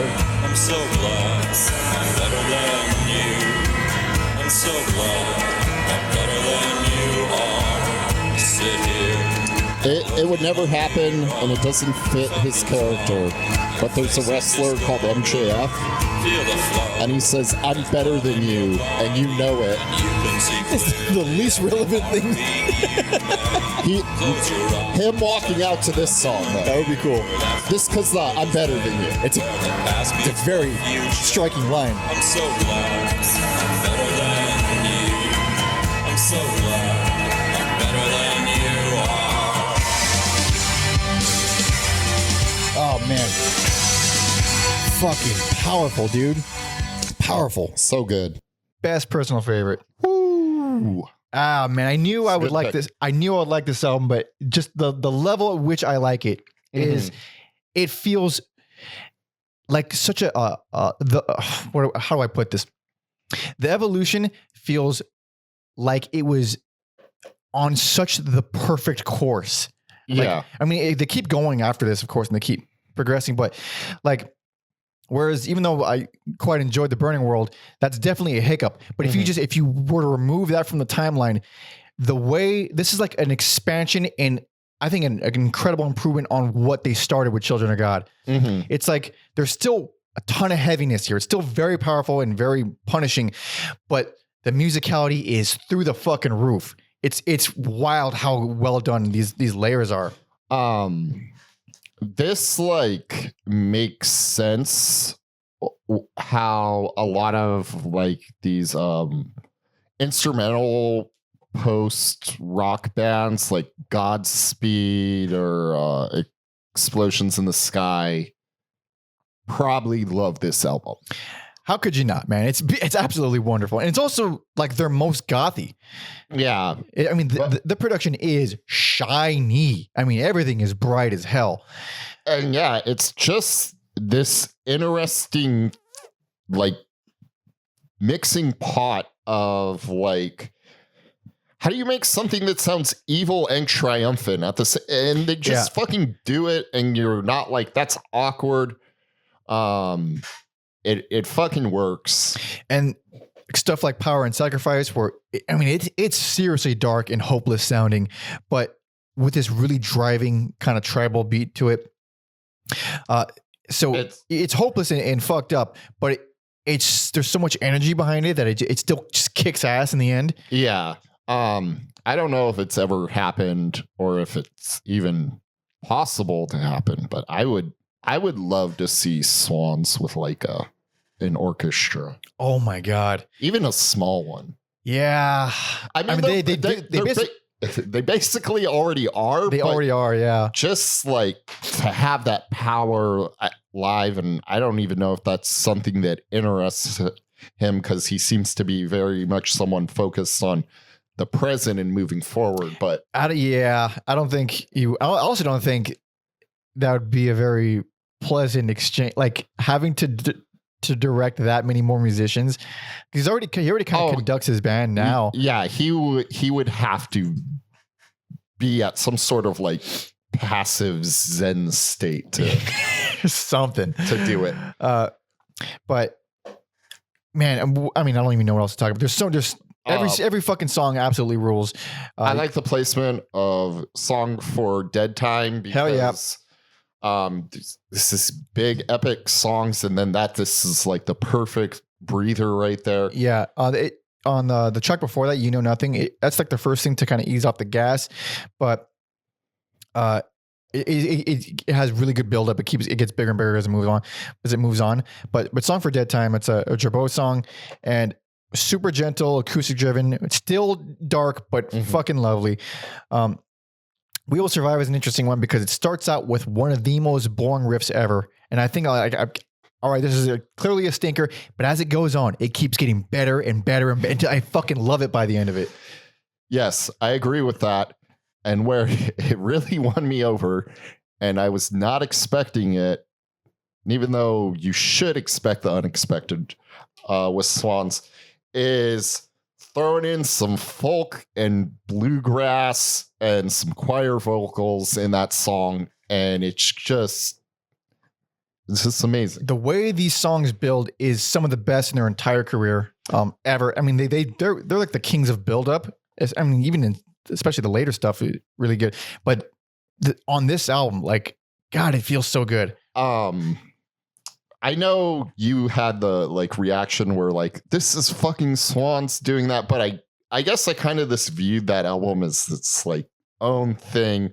But on here, when you have like dark and moody songs and you hear Level Save Us, what a long way we've come from from Your Property to Level Save Butcher fucking Jesus. And I love having that, like, man, we've come a long way, and then fucking failure, and it's like, no, we're back to being depressed. Dude, we never leave the depression, and that's something I find great comfort in Swans about. Level Save You, that one actually reminds me a lot of Nick Cave or like the Bad Seed stuff, just the way it's structured. It really, even like the vocal cadence that he's using there really reminds me of Nick Cave. But Failure is, it's a dark Western dirge. I fucking love it, man. It's so goddamn, like there's these subtle backup guitar lines that just shape the mood. The song, without those subtle guitar lines, the song wouldn't be the same. It's like the layers on this album are truly where it shines. Like there's a ton of them, but they don't feel superfluous. They don't feel unnecessary or tacky or like pretentious in any way. They really change the feel of everything. Failure is fucking amazing. Something that happens to you more than me is where like you get like the epic fatigue where there's too many epic songs on the album. And then I was thinking about that, particularly around Miracle of Love, where I'm just like, no, every epic song on here is fucking great and feels as powerful at the end of the album as it does the beginning of the album. Doesn't feel like it's getting old. Doesn't overstay its welcome. Also, a random thing I thought of during that song, and I don't know if it's just me, but it made me think of, is it Chris Isaac or Isaacs? I don't want to fall in love.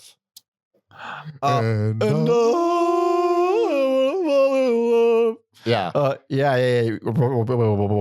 I don't know why that song made me, and I was like, wouldn't it be great if Chris Isaacs and Gira that?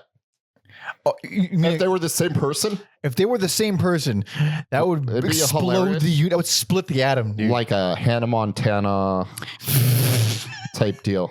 It's so disturbing. We're talking about Swans. I'll be as disturbing as I want. Fair enough. And it's another thing. Like we've got plenty of happy songs on Burning World, but that felt like a different band. Where the happy songs in here, it's like Swans it's Swans, but now it's happy. Like Miracle of Love. Yeah, you have the compare and contrasts on this one, where the other one, it was just kind of one mood. It's a great mood, but it's only one. Here, you get like Song for the Sun, which is like, it's as uplifting as the title implies, and it follows Failure. So again, I mean, the pacing of this is incredibly well done. You're going to get beaten to the ground with depression for sure, but then it'll fucking raise you back up. Also, I love Blind. It's just, Blind is wonderful. For at this point, and I guess they continue to do it, but to be able to do songs that are just so unique and not repeat themselves is, especially minimally like that, because that's just basically a sad acoustic guitar line. That song is a bonus track on, I forgot when, I guess on the remaster on the 2015. It's a bonus track. It's originally from Gira's solo album Drainland, the same one with You See Through Me. And it fits in I didn't even know it's a bonus track. It's just, that's how much it fits in there. Yeah. I think it sounds fucking wonderful. When She Breathes is another Jarboe track. It's a little bit on the anger side, but fucking absolutely rules. Really gothy. There's no drums in that one. It's kind of got its own feel to it. The final chunk of Why Are We Alive? I mean, it jumps from being super hopeful and powerful to just kicking so much ass. It's fucking rad, dude. And then the closer is the Most Unfortunate Lie, which is ironically pleasant given the song title, and it's just a really graceful way to end the album.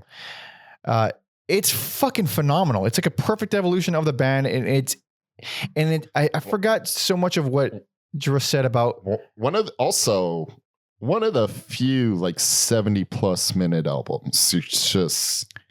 It's quite long. I mean, justifies the length. They're all long, but this, it doesn't really feel that long. But I forget what Gira was saying about this. I mean, because there was so much fuckery with the last album. Gira was penniless at the end of it. He spent all his money trying to get that album to work and to make it successful. And then they were dropped immediately by the label after it tanked, and he started Young God, which he still runs today. And this is what that was released on. But there was like so much fury that he had in him after that whole disastrous situation.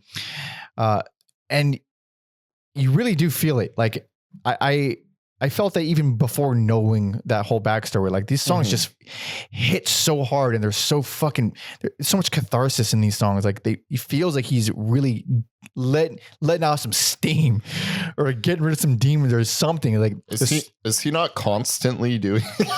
He seems like quite a gentle guy, honestly. Like, I mean, especially these days. I don't know. He's an interesting Let me dude. just say, with his music, is he not constantly releasing demons? Yeah, and especially on stage, yeah, he's for sure. Yeah, he turns into like a different entity when he's on stage. It's very interesting to watch. But yeah, this album is fucking amazing. And I don't think I only heard it once ever before, and I kind of didn't really give it the attention it deserved. But here it was like, oh, there's a lot. I mean, like all these albums, there's a lot of these that I could probably gush about a little bit, but this one just feels so right. And everything that just kind of came together just feels perfect. One thing that our boy Tom briefly mentioned on our part 1 episode is about Jarboe's parents, which I think he said they were in the CIA, but he corrects it. They were in the FBI. Both parents, they met on the force. And this little doozy of information, it broke my heart and made me very angry.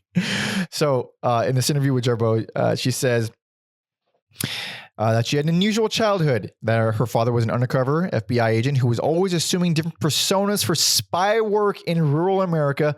Already, if your dad's a spy, that's pretty fucking weird. When he died, Jarboe found all sorts of spy equipment and quite a few tapes of recorded phone conversations. He had their home phone bugged, and an unknowing Jarboe had her private conversations taped and listened to by her dad. Now, a lot of those conversations are on this album, as well as the next one, and as well as the last one that we're covering today. That is really disturbing. I don't like that. But yeah, it's one of those things where you're like, sure, he does that for a living, but surely he wouldn't do that to his own family. But surely. But then also, like, well, if you do that for a living, why wouldn't you? Yeah, you're just gonna stop? Spying is a way of life. Fuck that guy, dude. I mean, oh man, it makes me so uncomfortable thinking like, what do you like? So let's, Kate. It's say. No, go ahead. I think about, people I knew growing up, and their parents were cops. And then it's like, it's got to be more intense if they're FBI, right? Oh, clearly. Yeah. And it's like, it makes me think like, so you're spying for a living. Cool. You get on this intel, you do whatever with it, you do your job. When you're doing it with your family, if you're spying on them, you can't confront them about anything they say. So you just hear all of their... And keep it inside. That's psychotic. Like, at least blow your lid and I don't know, yell at them or whatever the hell. I don't know. Why? To just know, to just have it. That's fucked up. That seems way, way more sadistic when you think about, like, he's not telling them that he's listening. Like, he's just keeping all that information for himself. He's probably like a voyeur in some ways. Oh, that makes more sense too. Fuck, man. You can't ask people to do fucked up lines of work for a living and expect them to not be fucked up. Just like The Departed. Yep. I haven't seen that movie in a long while. I've heard people shit on it, and I get angry because are you impossible to please? What's wrong with you? This gave us the Jack Nicholson meme. That did not. That was anger management. Is that? Yeah, it's a freaking Adam Sandler movie. I thought that was from The Departed. No, absolutely not. Well, I can't even say that about The Departed then. I guess anger management. Dude, you got to find a way to squeeze that scene into The Departed now with this dumb fucking Boston accent, which stuck out. Like, everybody's accent in that movie sounds believable except Jack Nicholson's for some reason. Whatever, we all heard these arguments. It's old movie. Real quick, I think I just felt like it was just so, like, beat for beat the Chinese version that it's based on, that I was just like, and that explains why I liked it. I don't have no knowledge of that at all. Yeah, where I was like, it's cool, I guess, but it's also kind of the same thing. All right. So there we go. I no longer like the movie. Thanks, Alex. Also, I haven't said it in a while, but since we're here, fuck Boston. There we go. So around this time period of the band, apparently Gira is pretty beaten down. Shockingly. According to him, he says, after so many lineup changes, people lasting one record or tour, if that, I've just resigned myself to the fact that was the way it was. It was never going to be a band of brothers together fighting against the world. Because of his personality, he accepted that he'd be the boss. So the dictator thing... He wasn't already. Well, the thing is, I think he was trying to have a band the whole time, but he wanted the music to be a certain way. Mm-hmm. And when you do that, people like to not stick around for that long. Like they're not going to be beaten down with it. And it's one interesting thing that I saw in the doc. It's toward the end, and it's with the current... it's not the current band anymore, but the band at the time, it was like 2016 or 2015. They were doing a rehearsal, and it's the same thing. They're doing a thing, and Gira's telling the bassist to do a thing, and he's being really vague about it and aggressive and vague. Great combination. And the bass player is like, I don't know what does that mean? Like, what do you mean by that? Mm-hmm. And Gira's just trying to tell him, and he's not making much sense. And then he finally says, "Forget it, let's just try it again." And then the bass player's like, "No, I want to understand." And then Gira brushes him off again, and he gets mad, and he throws his bass, and he walks out. I was like, okay, well, Gira was being difficult, but that guy is a giant pussy. Sorry, but so Gira, without missing a beat, he's like, "Start without him. Let's go without him." And then Norman was like, "No. We have to fix this," and that's something that you could only say when you've been there that long, mm-hmm. that to know him that well, to be like, no. We're not gonna fucking go over this. Yeah, like no, they need to communicate better. Like, which is weird because you look at Norman and you think he's never spoken a word. You think he's a fucking ghoul. He looks like he's never said a word, and he's like the most sensible, like really nice guy. The voice of reason. Exactly, but. Yeah, so he's the boss. For this album, he says, I was trying to recover from the debasement of myself and my core nature as an artist, but maybe I overcompensated. I felt I had to do something that was absolutely the best I could possibly do as a producer and songwriter, and I went crazy. Hey, buddy, I think it worked. I think it worked very well. Like, that passion fucking bleeds through these songs. Oh, shit. J.G. Thirlwell played on Power and Sacrifice. I didn't realize that. Holy shit. So right now. Yeah, the dude from Fetus. Obviously, he was very associated with Swans in the early days, and does many other things. Let's see. Apparently, Jarboe believes she didn't get enough credit for the musical contribution she made to Swans, which I think is a recurring thing and a fucked up thing. She says that the keyboard work and arrangements I did in Swans was never really talked about. It's always about voice, which sometimes got really irritating. Gira often complained that she was being too elaborate, both with her keyboards and singing. And she says, that's too many notes, he'd say. Another thing Michael would say to me was too much jazz. And that's because, I have an old-fashioned vibrato. Not everyone can do vibrato. Too many notes, too jazzy, that. A lot of the beating down that Gira did to his bandmates was usually like, do less, and I'm going to yell at you until you do less. It's also crazy to want less and then do these albums that really don't repeat themselves. That have so much. It's baffling is really what it is. And again, around this time period, Jarboe put out two solo albums, Beautiful People Limited with Larry 7. With Larry 7 and 13 Masks, which I haven't heard, but I'm actually way more interested in her solo stuff now than ever. I'm amazed I've heard Angels of Light because as are doing, their discography is huge and threatening. And so many side projects and solo stuff, but so much stuff. But my best and personal favorite, the Swans being Swans again, but with a whole new energy and personality. And you must hear it if you have any interest in this band. This era is a very cool era, and yeah, this is a huge highlight for me. But we have more. And this next album, I feel like is a lot of people's entry point to the band, period. Really? Oh, yeah. Oh, wow. But here we are, everybody. This is 1992's Love of Life.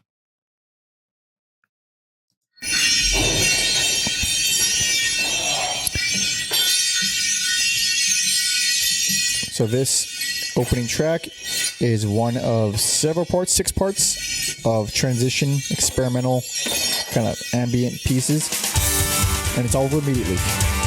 That's the weakest of all of them because it's just that.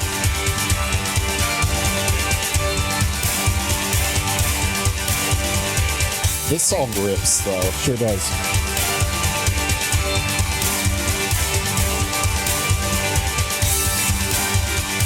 I thought because the artwork, I thought it was like in kind of like gonna be a companion piece to the previous album. Similar artwork, yeah. Same artist, I believe. No, I don't think it was the same artist. I forgot. I should have read the art notes. If it's not the same artist, that's fucking insane. Yeah, it was the same artist. Derek Thomas.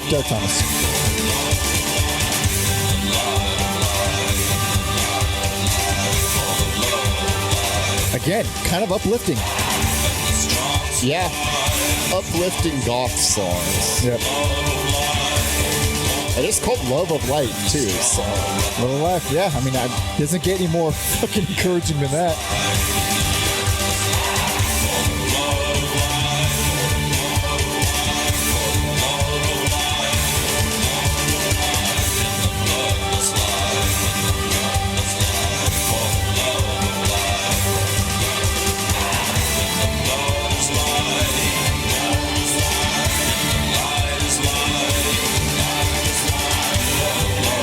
This is really one of the fastest things they've done since Filth. Like, yeah, they haven't been this fast in a long time. I didn't even think about that till, I don't know, maybe some songs on the previous album. They had energy, but I don't think they were this fast. Okay. Still a fucking cool song. Worst. You're crazy. What?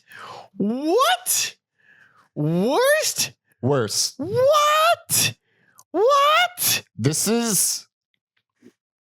some good songs on here. Yeah, there's some good songs on here. What the hell are you talking about?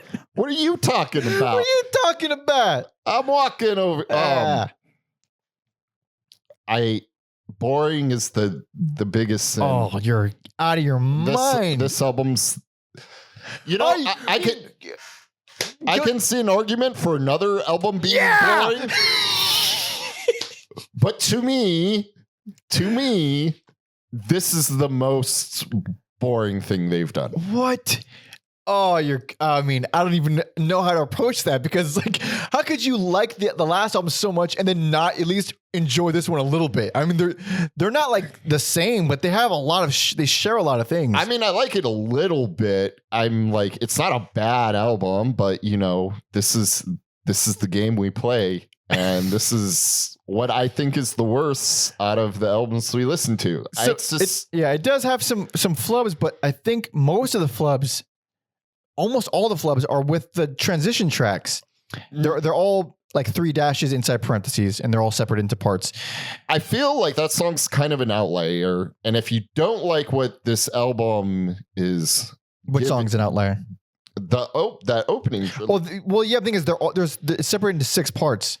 So, and they're all completely different. No, sorry, not that. I don't count. Oh, you mean the title track? Title track. Yeah. Okay. Like that's kind of an outlier, and then it's like every song is so similar to me, and we talked about like how they don't really repeat themselves, and this feels like a lot of repetition, and a lot of songs are samey to me. I suppose there's still it's not. I don't feel it's any more samey than the last one because it does kind of alternate between these dark, depressing shit and then like high energy, uplifting, hopeful kind of things. Though I have problems with the pacing of it. The Golden Boy that was swallowed by the sea is this. I don't like it. I don't like it either. It's only song I don't like, and it's Gira's favorite song off the album, which I was all right, interesting. But that one, it's like, that one has a weird lack of energy. It's like it just feels sluggish, which is it's weird coming from a band who's known for being slow. Mm-hmm. But it just feels slower than it. Not slower, but I don't know. It's something I can't really put my finger on. Like, I think the whole album kind of has lack of energy, and like, this is what I was talking about when I was talking about Burning World, where like I feel like there's some attempts to do normal songs, or as normal as you're going to get for Swans, and they kind of fall flat where it felt endearing on Burning World. My question is, how can you say all those things to a song like In the Eyes of Nature? That is like this era of Swans at its peak. That song is so fucking good. I even wrote, this is a fine song. Yeah, it's a fine song. But in the context of this album, it just drags and drags. I disagree so hard. So I do have problems, like I said before, problems with the pacing, but it's mostly because of the first chunk, the first half. And it's a lot of that is because of the Golden Boy, Swallowed by the Sea, and it being so close to the beginning of the album. But the transition tracks, like I said before, there's 6 of them total, and I'm like split. Like half of them I think are really boring and pointless, and they kind of could have just been. And they're actually, some of the conversations that Jarboe's dad recorded. Like some of those are like actual conversations, but the other half, the more musical ones, are fucking awesome. Like 2 and 3, parts 2 and 3. Obviously they're all very, very brief. They're all very brief, but part 3 is, to this day, unlike anything Swans have ever done. It sounds almost indie. Put on part 3, because immediately it's like, wait, how is this the same band?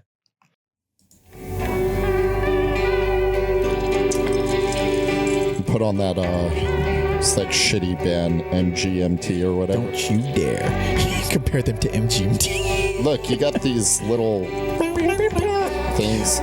But this is lovely, and it's just a transition song.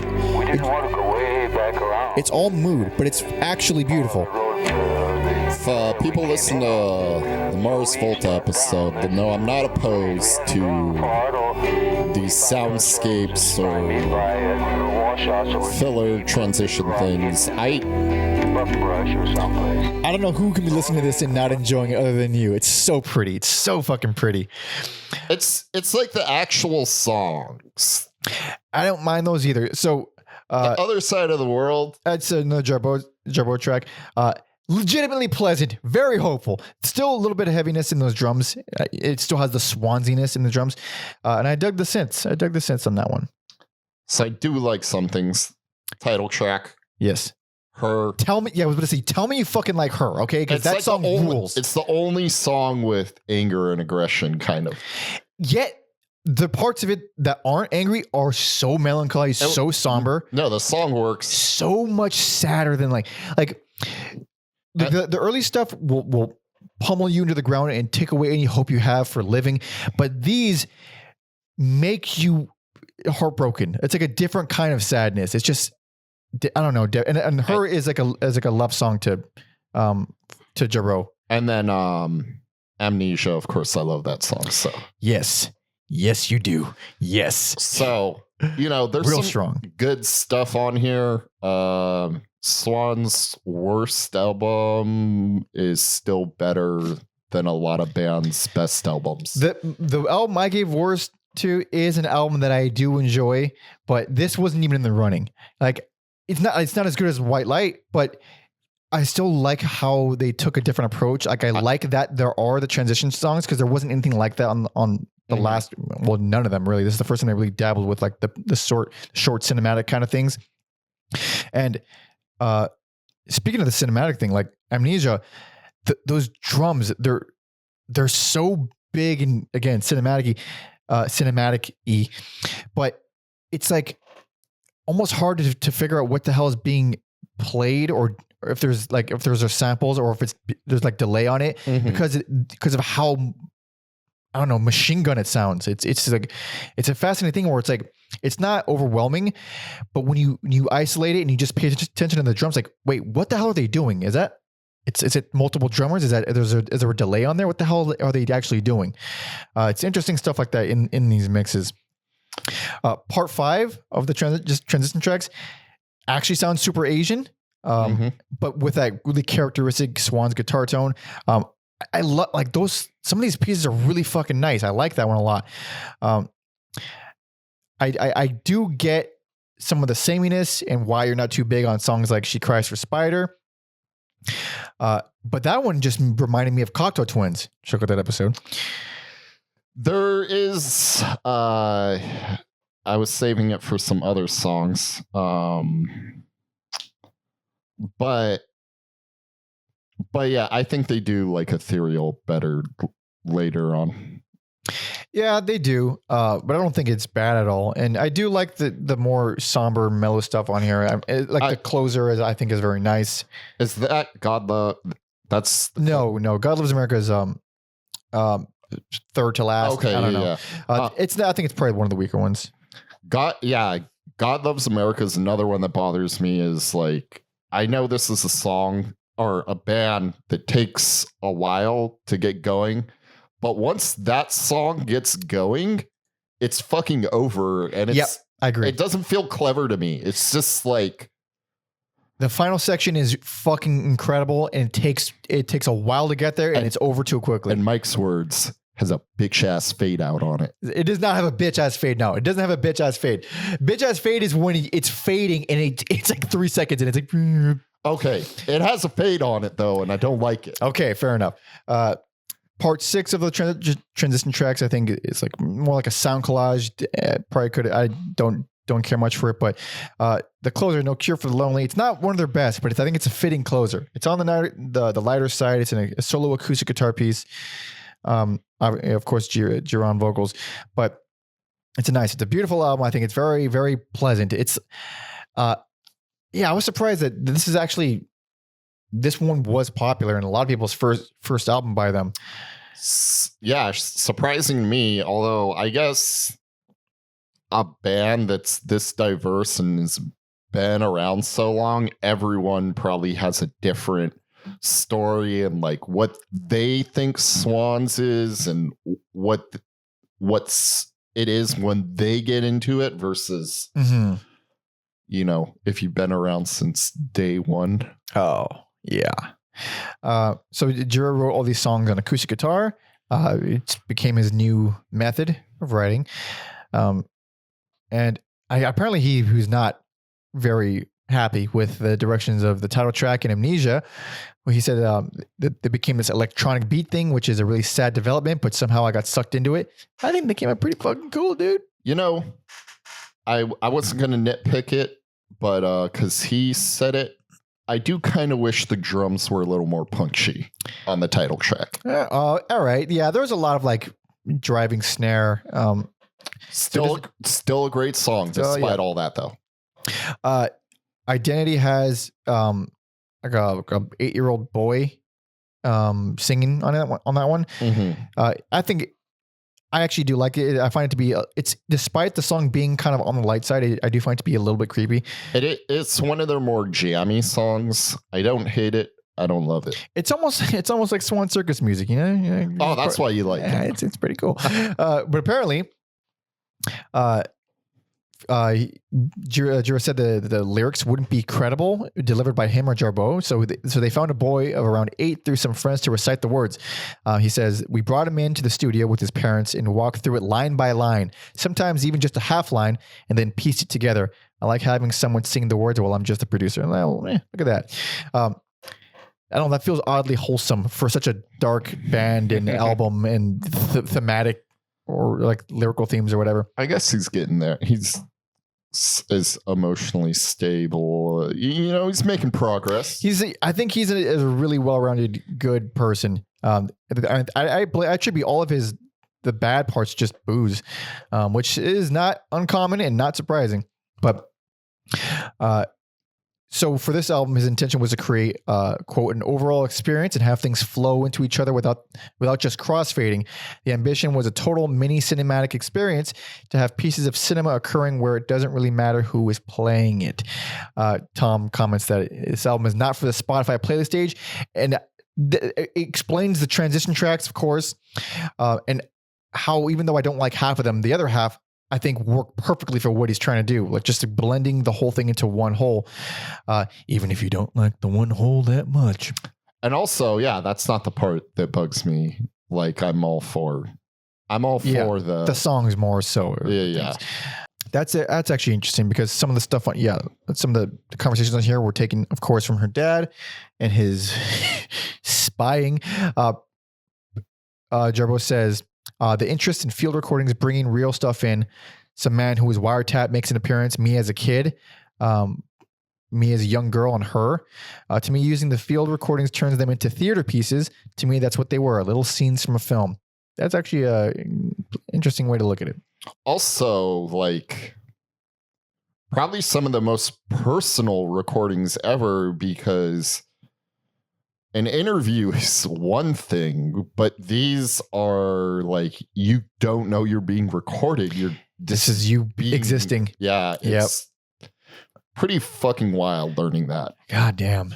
Wild. But Alex's worst, but an album that is still good, and I think you could like it, even if he may not. It's my list. I'm sure plenty of people like this album. So after around this time period, there's a whole bunch of stuff that we're not covering. We're not covering the various failures compilation, but that compiles stuff from 88 to 1992. And Tom notes here, he says, for anyone who enjoys this era of Gira and Jarboe, this compilation is great. The track order and selection was obviously done very carefully. A major contrast to all the Swans records lumped together from like Great and Holy Money on the CD versions. They're just fucked up. And he says you get interesting alternate versions of Swans tracks as well as Skin/World of Skin tracks that aren't so easy to get a hold of. It's pretty long, so by the end of sitting through the whole thing, it can feel like too much of a good thing. But for all you modern Swans triple album lovers, that shouldn't be a major obstacle. I feel it's a jab at me. I know that's for damn sure. But we have a couple more. It's a big episode. Thank you all for sticking with us if you have this long. But we got some more, baby. Are you ready? I'm ready. A little bit of a gap from this one and the last, which is, I'm sure there's plenty to talk about there, but this is 1995's The Great Annihilator.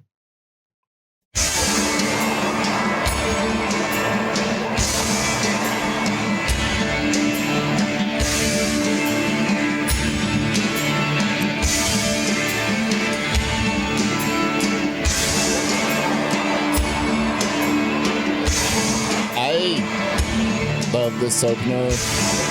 It sounds, listening to it back to back, it does kind of sound similar to Love of Life. Yeah. It's a little, At least with the percussion. little darker. Yeah. A lot of energy. Very tribal.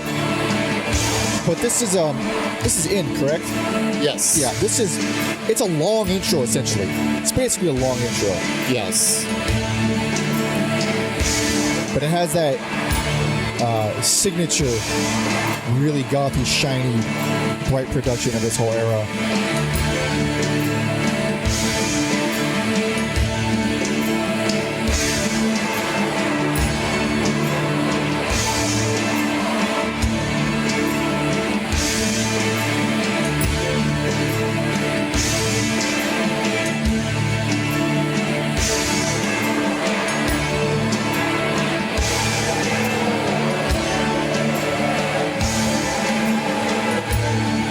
So, of course, very repetitious, as we know from this band.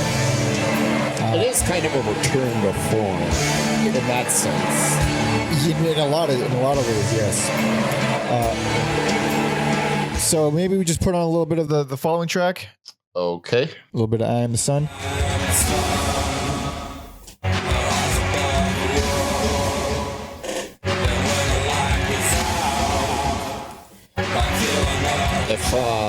If you miss the industrial stuff, Suddenly it feels a lot more like earlier Swans. It's not but it's the most that we've heard. Like, it's the most brutal thing we've heard in a long time.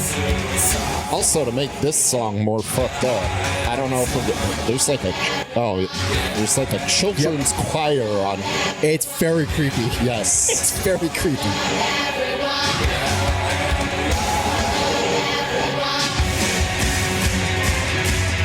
It's a great song. oh, fucking damn it, yeah.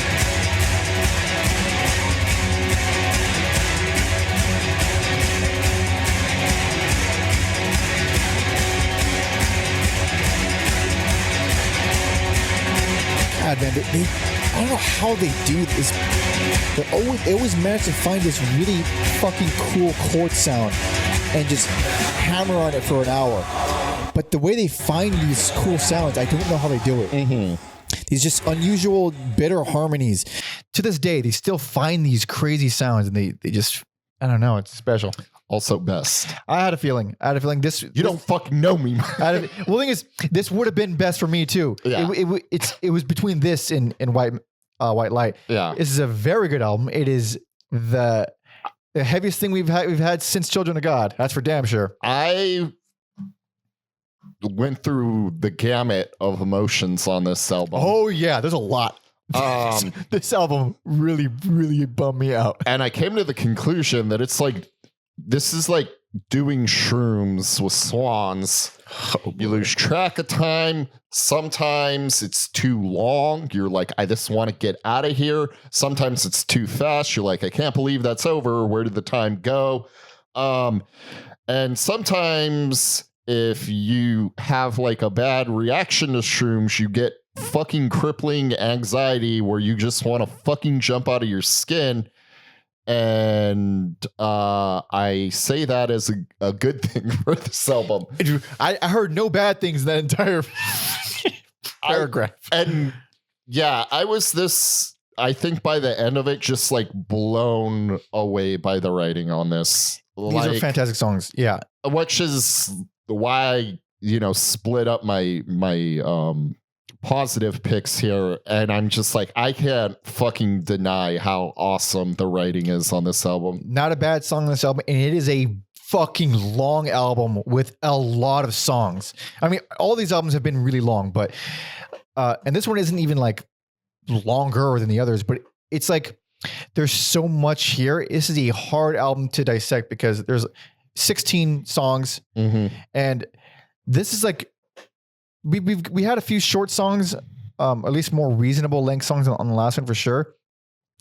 But this one just hops back and forth between 2-minute songs and 7-minute songs, like over and over again. And it's like and they all do such different things. Like She Lives is, man, it is the most chilling thing they've done in a long, borderline scary. There's a lot of negative emotions attached to this band and these songs, but that is one of the most crushingly sad songs they've ever done. There is something about the songs on this album, particularly in this whole era, because I've always thought of Swans as a depressing band, because I mean, you get the early stuff and it's just, barbarism. And then this stuff, you get it on Children of God a little bit. You get it on this one and you get it on the next one. There is true despair in these songs. You're hearing it and you're just like, oh, this is, I'm currently dying. This is what I would hear as I'm leaving Earth. And maybe I don't want to leave Earth yet. Like you're like clinging to life. It's just so hopeless. Annihilator is in the title, and I'm like 2 for 2 consuming things with annihilation in the title, and just fucking, which if you haven't seen the movie Annihilation, it will annihilate you. It is a good movie. But the whole vibe of this album is just so incredibly fucked, man. It's like depressing isn't even enough the right way to put it, because it could make you depressed, but it makes you feel these just intensely negative things, because just the way the tonality of the whole thing. But yeah, there are like moments of like where going back to Mike's like clinging on to life thing, where you're like, did I just meet God right now? Of these like big like oh Yeah. they don't sound like that. Right. Like, that's what it feels like. Because there are moments of light on here, like not as many as the last couple, maybe, but they're still here. There's like the craziest song on here is Celebrity Lifestyle, because like obviously that doesn't sound like pop music, but that's what I think Michael thinks pop music sounds like. Celebrity Lifestyle. Oh man, hard hitting, strong, but full of despair. Like it's not exempt from that. Mother Father does feel a little more upbeat.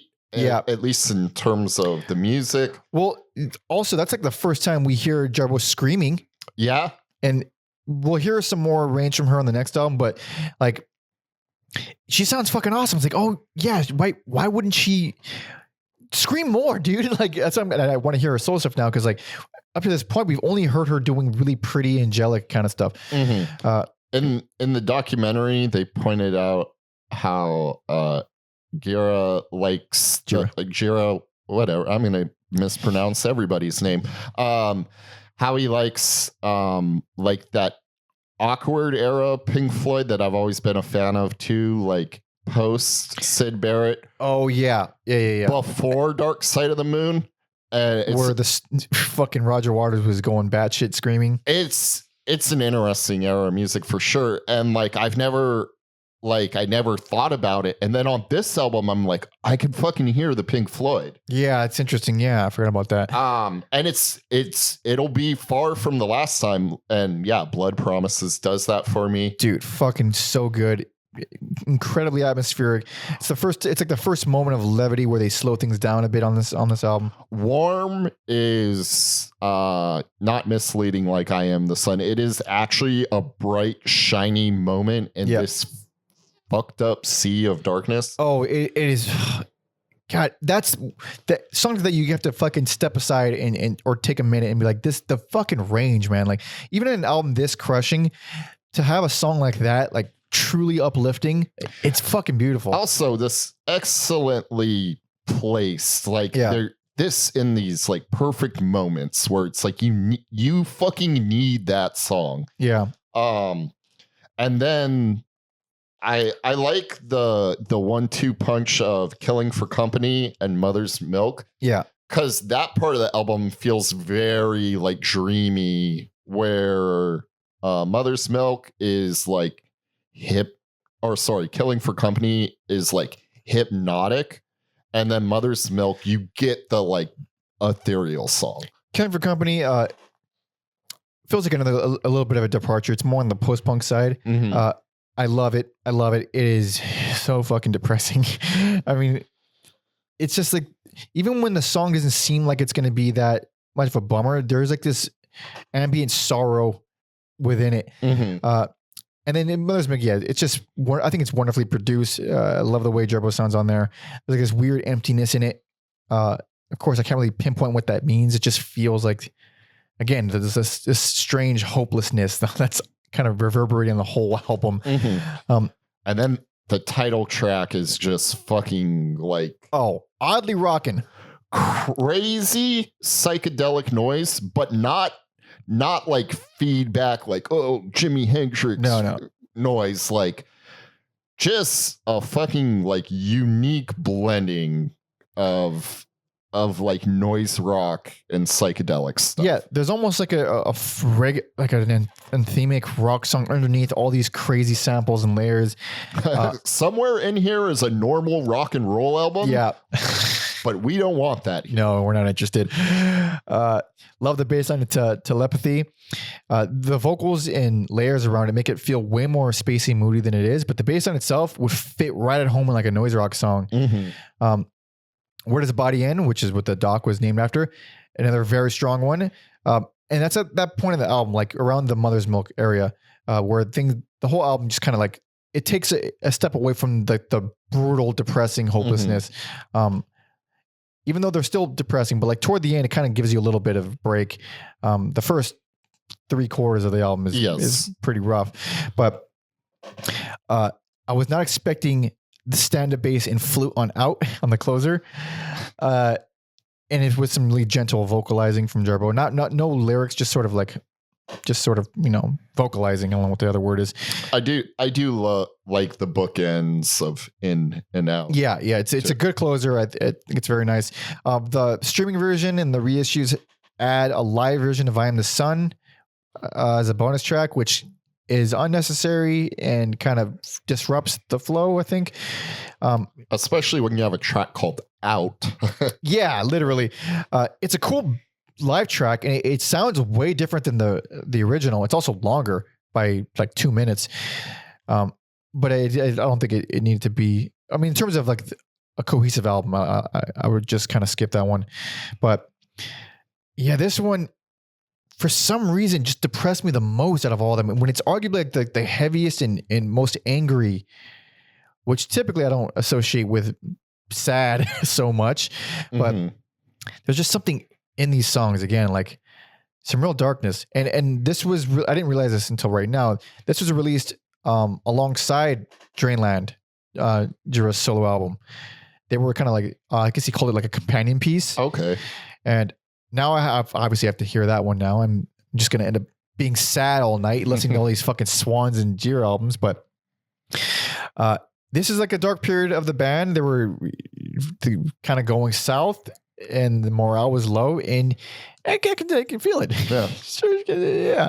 Hey, Mike and Alex, how was your week? Fucking mainline Swans and went to a Death Heaven concert. We did go see how do Death you Heaven think last we're night. going? How do you think we're doing? That was a fun show, and thank you for the free ticket. Thank you, Hillary. Yeah, thank you, Hillary. So at this point, this is from Jarboe. The financial strain was becoming a problem, as if it was never not a problem. But I guess here it's fucking not cool. Yeah. She says, I don't mean to be cynical or harsh or unromantic here, and I'm not trying to be noble either. But it's a fact that the economic pressures we were under were enormous. So much money was being spent keeping Swans going. The pressure and the tension was constant, but then we would step out in front of an audience and all those aspects were left behind. Ah, man, I feel it. I understand that. Yeah. I get it. Oh, goddamn. You really just die trying to keep your art going because there's no way to support it. It's just or self-sustain it or whatever. Shout out to our Patreon supporters. Thank you so much, Patreon. Gira acknowledges he wasn't dealing with things in the best way. He says, I ended up living with Jarboe at her mother's house. That was humbling. Alcohol was an abiding presence, a reliable friend to me ever since my early days in construction. Unfortunately, I was of the persuasion that nothing else mattered to me except the work. I had a love life and friends came and went. But in the end, I had this solipsistic view of the world in which it was just about the work and fuck everything else.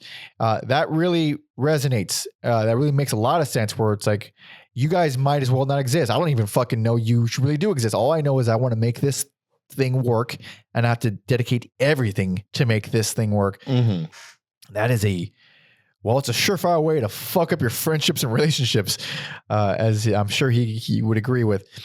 Let's see. Back in NYC, the old band was getting back together with Algus and Ted, both involved at the beginning of making this album. So they're back for a little bit. Kizzy said, Kizzy, man, with a name that wild, I don't even know what to call him. I think Al. called him Al in the documentary. Let's just call him Al. Al says we were all so involved in that record. We rehearsed the heck out of it. It was 5 years after Children of God, but the sound was similar, and I was happy with where it was going. But he says, but then the product that came out wasn't totally what I recall us rehearsing. Apparently, Gira took what was more of a live band feel and took it into a different, perhaps more stilted and joyless direction. I can agree with the joyless direction. Also, what did you think was? What did you fucking think was gonna happen? Yeah, you should have known, dude. Okay, so right here, around this time period, Gira put together another iteration of Swans alongside Jarboe. The resulting tour would be used for half the live album, Swans Are Dead, which Tom notes. He says, for what it's worth, probably my number 3 all-time Swans albums pick. Incredible piece of work. The fact that this dude is such a huge Swans fan and a live album is his number 3 pick, I think we should all listen to Swans Are Dead. Yeah, I'm going to. Maybe not for a while, but One day. When you're feeling a little better and ready to take the plunge into more Swans, it says, for any interested nerds, here are a few partly subjective notes about the live Swans albums of this era of the band. So there's I always felt the live Swans albums to be a little bit more, I don't know. Like I felt more inclined to give them a shot because I usually don't like live albums, but I always felt more inclined to give them a shot just because they were such an intense band live, or are an intense band live. But along with Swans Are Dead, there's Kill the Child, 85, 86, 87. Feel Good Now. Anonymous Bodies in an Empty Room, and Omniscience. And apparently, which I didn't know, the fucking almost every Swan show ever recorded you can get from Jarboe's website, and they're all sanctioned by Gira. That's pretty cool. That's some Grateful Dead shit. That's crazy. I did not think they had them all there. There you go. So after this, we have one EP that we're not covering, and we're not covering Various Failures and the EP Die ist zu. I don't know. It's in German. All right. It's the German named one. But we have loose ends episodes, and one day we'll get around to it for sure. But there's like a lot of repeats on stuff like that, so that's why we didn't cover like World of Skin or Various Failures. But this EP, it's 55 minutes. I mean, it's not an EP. By all definitions of the term EP, it is not an EP. But as Tom says here, he says, I suppose when your next album is over 2 hours long and you go on to make triple albums, under 60 minutes is just a brief interlude. Yeah, that's about right. Yeah. And apparently that the name in German means the door is closed, and it's a very clear signifier of the band kind of running out of steam at this point. But we have one album left. This was Alex's best, and rightfully so. It would have been mine too, but the only problem I had with it, just too depressing. No, I like the depression. I'm a bad person. I'm a fucked up person. I like feeling bad, but I think as a collective, where I think White Light was just exceptional in its execution, in its pacing, that if it weren't there, this would have taken it. It's just, that one was just that good to me. And then I felt like this one was exceptional. I mean, they're both fucking phenomenal, amazing albums. We're splitting hairs here. Yeah, and that's why we do this, to split the hairs. But we got one left. Oh my God, it's a big one, folks. And if you've been keeping track, you can kind of figure out a couple things here, how we feel about this process of elimination. This is but it's not cut and dry for me. No, same. Yeah. But this is the longest album of this era. It is one of the longest albums we've covered. Oh, I didn't know that. Probably, I think so. Like, it's up there with like, what's the fucking Clash album? Oh, Sandinista. Yeah. It's up there. But here we go. This is, get ready for fucking 2 hours and 20 minutes. All right. Cause that's how long this album is. This is 1996's Soundtracks for the Blind. I'm going to go with the second track, if you're okay with that. Sure. Because it's more of a song. There are no shortage of soundscapes. It is practically the whole album. Like 50-50 split. I would say it's almost 70-30. Really? Yeah, maybe 50-50. Might have been overshooting that one.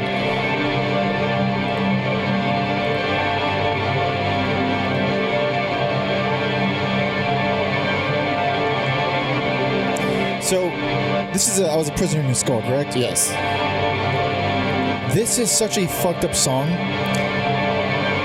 And it becomes a song, all right? Yeah. It takes a few minutes, and we're probably not going to get there, but the importance of it is this really puts you in a fucking mood, in a weird, unsettling space. All of this weird ambience and white noise. So when the actual song comes on, it has like it has this weird kind of, I don't know, expulsion of satisfaction.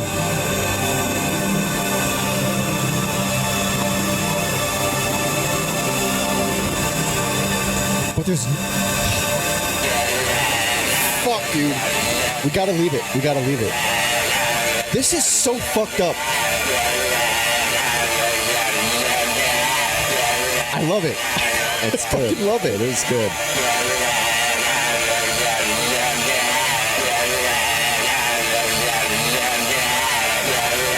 This is a very similar sound to what you hear in PT. Oh yeah, yeah. For those who know gaming, the scariest thing ever made in a video game. Oh.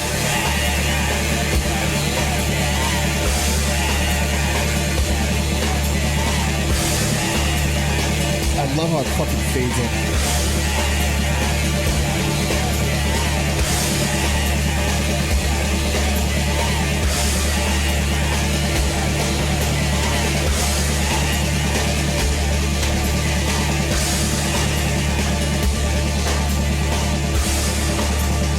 God, this isn't a song. This is more of a song. I forgot this part doesn't last. It goes on for like another 30 seconds, and then it ends, and it goes to something other. Yeah. Well, it's so part of a. So that's a good example of what this album does and why it's such a difficult album. Worst, least favorite. Least favorite because a lot of reasons.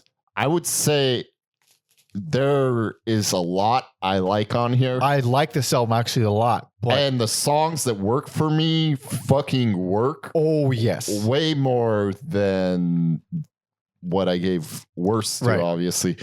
But it's so uneven. It's so up and down. And I'm not opposed to some soundscapey things. Of course. But on a fucking like quadruple album. Yes. Yeah.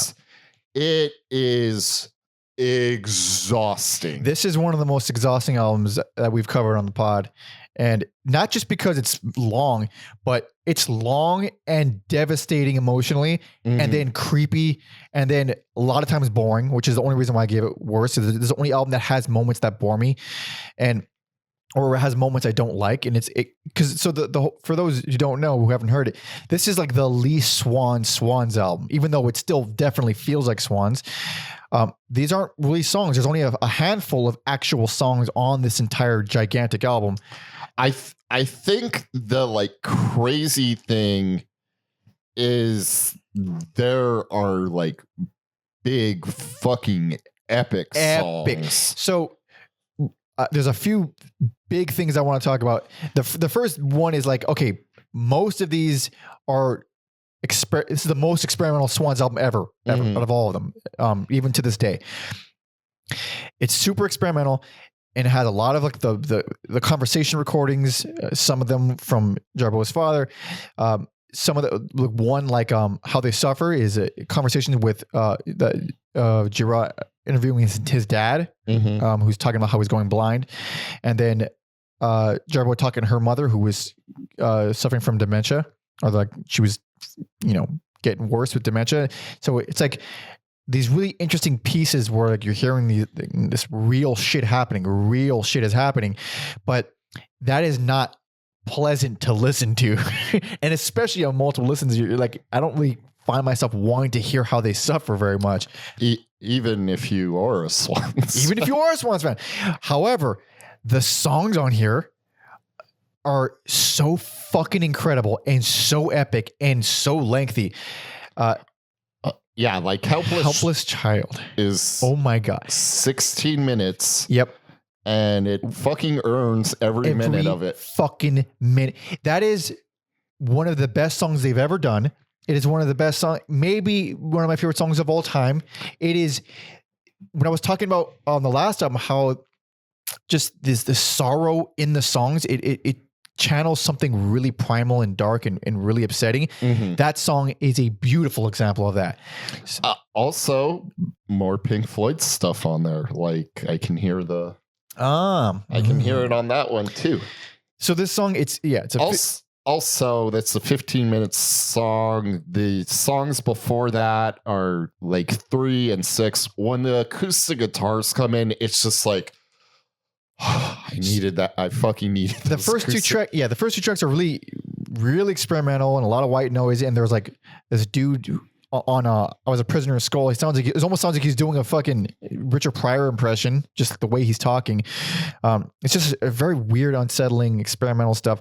But Helpless Child comes in and it's like the first song. It is one of literally two actual vocal performances from Gira on the first side. I mean, and the first side is 72 minutes. There's 2 songs where he sings like a straight regular song, but with these really crispy acoustic, it's just a full-on acoustic dirge. And it does it for like 7 minutes and it's beautiful. It's so devastating and beautiful.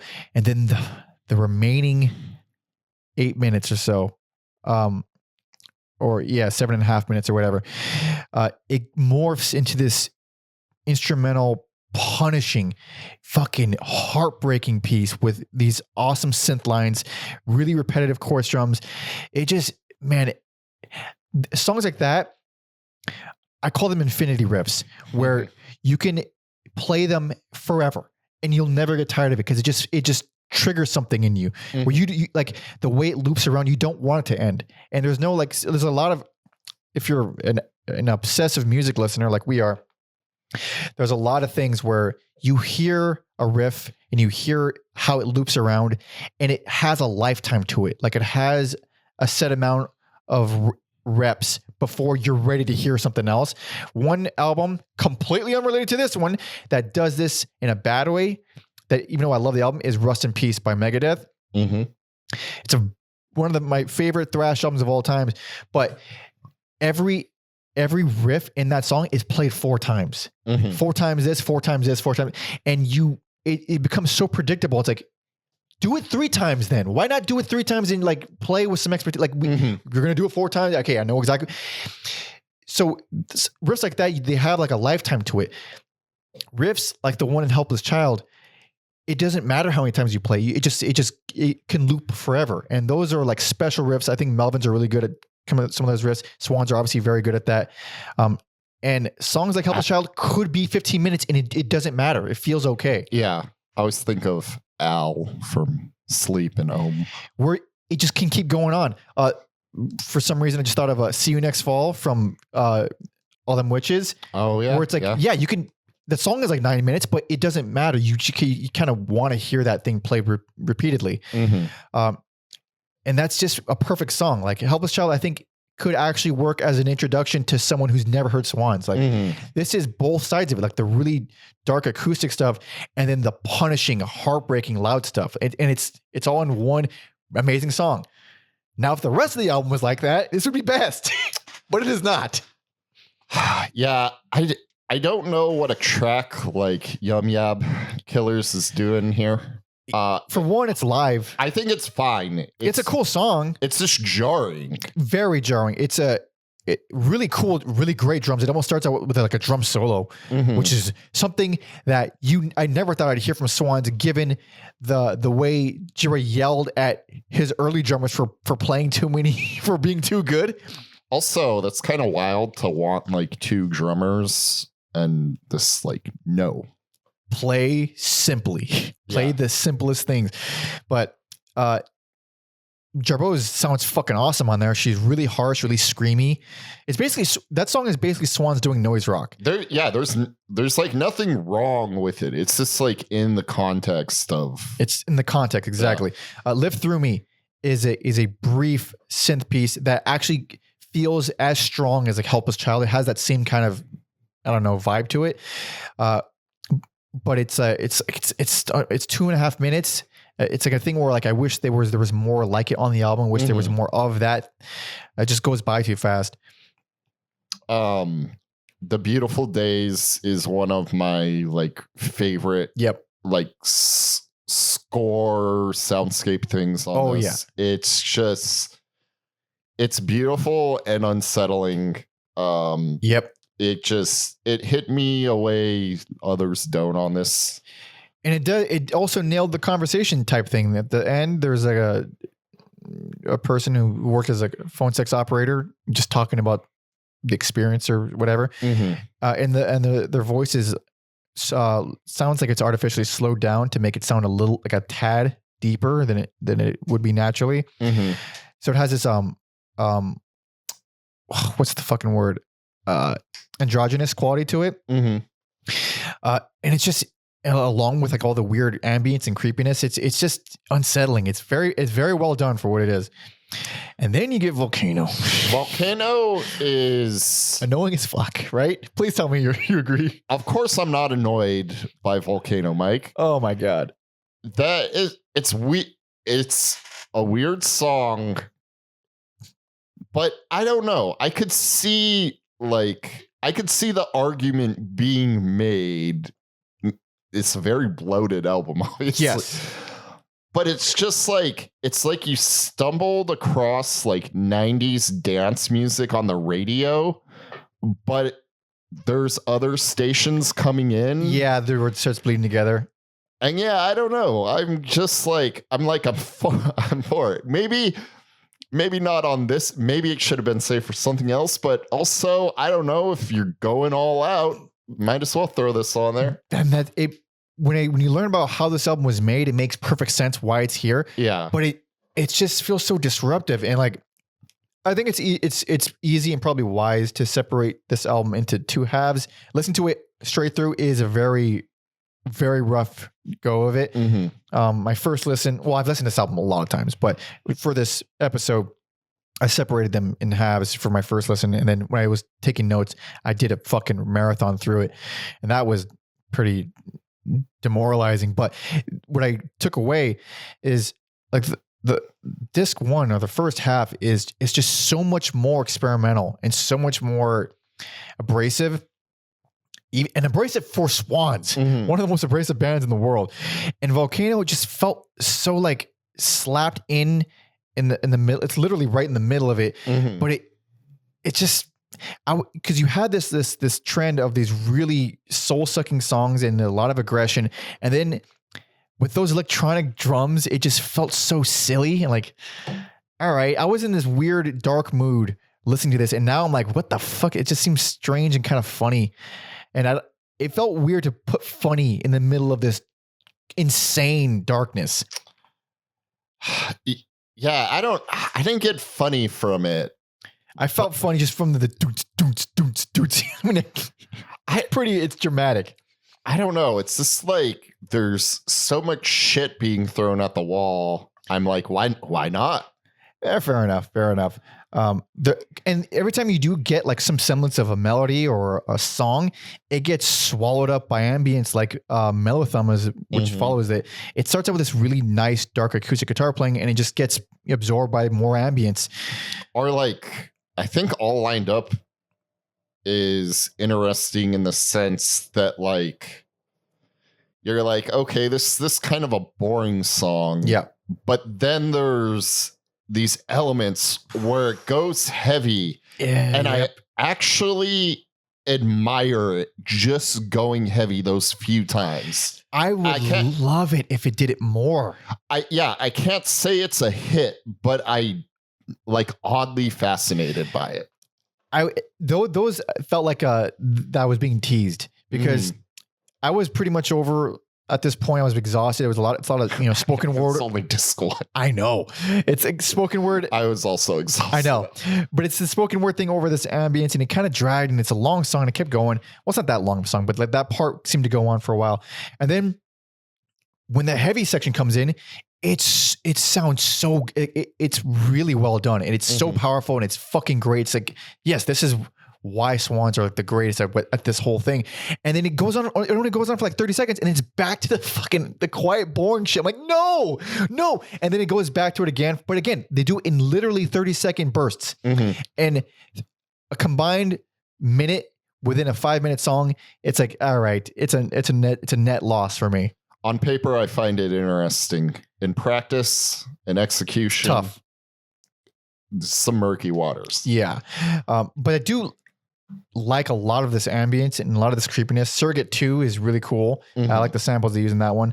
And even though I was talking about how they suffer earlier and how I wouldn't want to hear it multiple times, it is good for that thing that it is. The conversations with their parents. A really kind of fucked up tribute, quote unquote, to their parents. Oh man. The closer on the first half is Animus, which is it would have been fantastic if it was 4 minutes shorter, I think. I still loved it.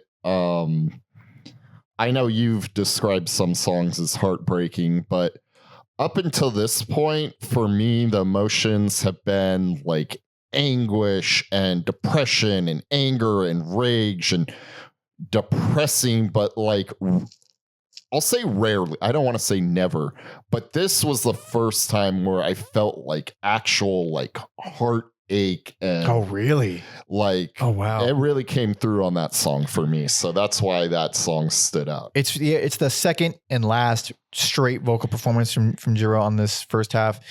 And around the 6 minute mark is where it starts to get noisy and experimental, and it kind of drifts off into something else. But the first 6 minutes, or maybe the first 6 minutes is really fucking great. Every song over 10 minutes on this album I love. They do seem to be some of the best songs. Yeah. Actually, they are 100% the best songs. That's so crazy that the ones that you think would be the most boring are like by far the best. Yeah. So now we're on to disc 2. So on to another, because Red Velvet Wound is more like this It's more experimental sound stuff. It's a Jarboe led one though. It has like she's singing over it, but it's very dreamy and again more drowned in ambient stuff. Some harpsichord sounding synths. It's more of a sound piece than a song. I brought up how the Great Annihilator sounds like you're on shrooms. The sound is Pink Floyd on mescaline. Ooh. I had an awful experience doing shrooms where I was introduced to Noi, and it just... Oh, right. I remember this. Check out our episode on Noi. The way I felt during that noise song is what this actually is. Oh. That's fucking hilarious. Yeah. Jesus Christ. Being sober, I could actually digest it and appreciate it. And I don't want to like tear my flesh off listening to it. So that song, I mean, there's a lot of Western vibes on that one for one. It's 13 minutes. It's phenomenal. Wonderful build up. At around like 8 minutes in, you start to get these really heavy tribal drums. It is fucking awesome. It is one of the absolute highlights of this whole album. Yeah, again, all the 10-minute and over songs fucking rule on this album. And while we're talking about 10-minute and over songs, we might as well talk about The Final Sacrifice. It is live, but it sounds really good. I didn't even know that because I thought it sounded so fucking rad. It sounds great. It sounds absolutely great. This one is the shortest of all the long ones at 10 minutes, 27 seconds. And this should have been the closer. Like looking at the actual final two tracks, they're more transition cinematic. No, I mean, the way this album is laid out, I knew that, like, even before I got there, I knew that it was going to end with, experimental noise stuff. But I know, but it should have ended with The Final Sacrifice. It has that. It's not even like an epic song. Final is in it. I know, but it's also like really kind of poetic, given this the last album before they broke up. But that song, man, it's like super psychedelic. There's a lot of space in it. I love the fucking xylophones. I'm pretty sure it's xylophone, and I didn't realize that. I always just thought, because you hear some of that stuff on this album and other albums, I always just thought it was just, it's probably just another synth. I think it's an actual xylophone. It might be. I'm pretty sure the drummer, of course I'm forgetting who there's a million drummers on this. This is, all these songs were taken over the course of years. Maybe if you scroll down a little. No, because all these songs were put together over the course of the whole, this is like. Vibraphones. Maybe that's it. That's probably it. You know what? That is it. It's from Larry Mullins. Told you. There we go. Look at all I do is scroll. All I need is a little help from your friend to push you to scroll. But that song is fucking awesome. It's very, very, very cool. And I love Joe's performance on that song. But back to the rest. Not a lot of upbeat things on here. Absolutely not. Blood section, you do get some energy. It is one of the few moments of levity, for sure. It is big, full, beautiful. It's hopeful even. It's unbelievable. It's fucking 2.5 minutes. This one, I mean, you really could have milked that one. It is. And then there's a few like outliers on here that are kind of just like probably could have been cut, but I still appreciate them. Hypno Girl, Yeah. which is like this rad kind of like evil, snotty. Yep. Like if witches played punk rock Yep. music, it'd Yep. be Hypno Girl. Dude, no, about Hypno Girl, I don't want to move on from that just yet. That is unlike anything we've ever heard from Jarboe. That vocal performance is something we've never heard from her. Very snarly, very witchy. And I learned in the doc why she's saying that way. Why is that? I didn't even, because when I heard, I was like, this is uncharacteristic. What happened, I think she had just gone through a rough thing involving her mother and her health. And she had to go record like that song. So she drove to the studio and she had to like quickly get to performance mode. So she chugged a whole bottle of whiskey. Oh shit. And the beginning, you know what? I'm going to ask you to put on Let's the do beginning because before you press play, We've already been here 10 hours. I know. What's 10 more? before you press play, the noise that she makes is directly after chugging a bunch of hard liquor. I probably didn't even notice. So this is good. All right. I'm ready. You over here.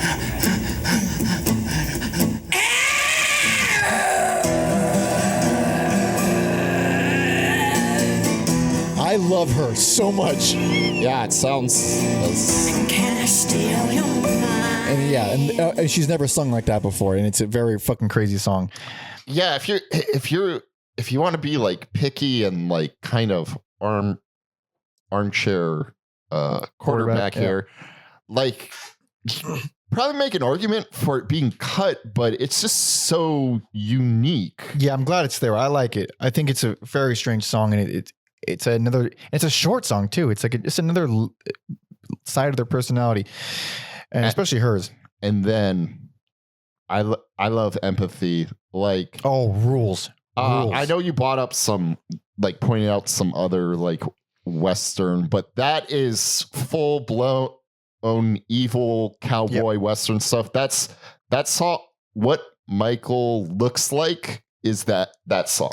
It is heavy, morbid, fucking emotional, very slow. It is pound you into the dirt, Swans, but it's love it. And the more I talk about it, and I felt like this, obviously when taking notes, the second half is really the music half, and it is really the better half. But what keeps the first half interesting is obviously the big songs are incredible, and then some of the ambient stuff is actually quite moving and strange. But side two is like, yeah, this is Side two's quite strong. a little more strange, But it has more music to it. There's Yeah. more, it's just more. There's just more songs instead of just ambience. There's still a lot of ambience, but Speaking of which, I Love You This Much is the most anxiety I've ever felt.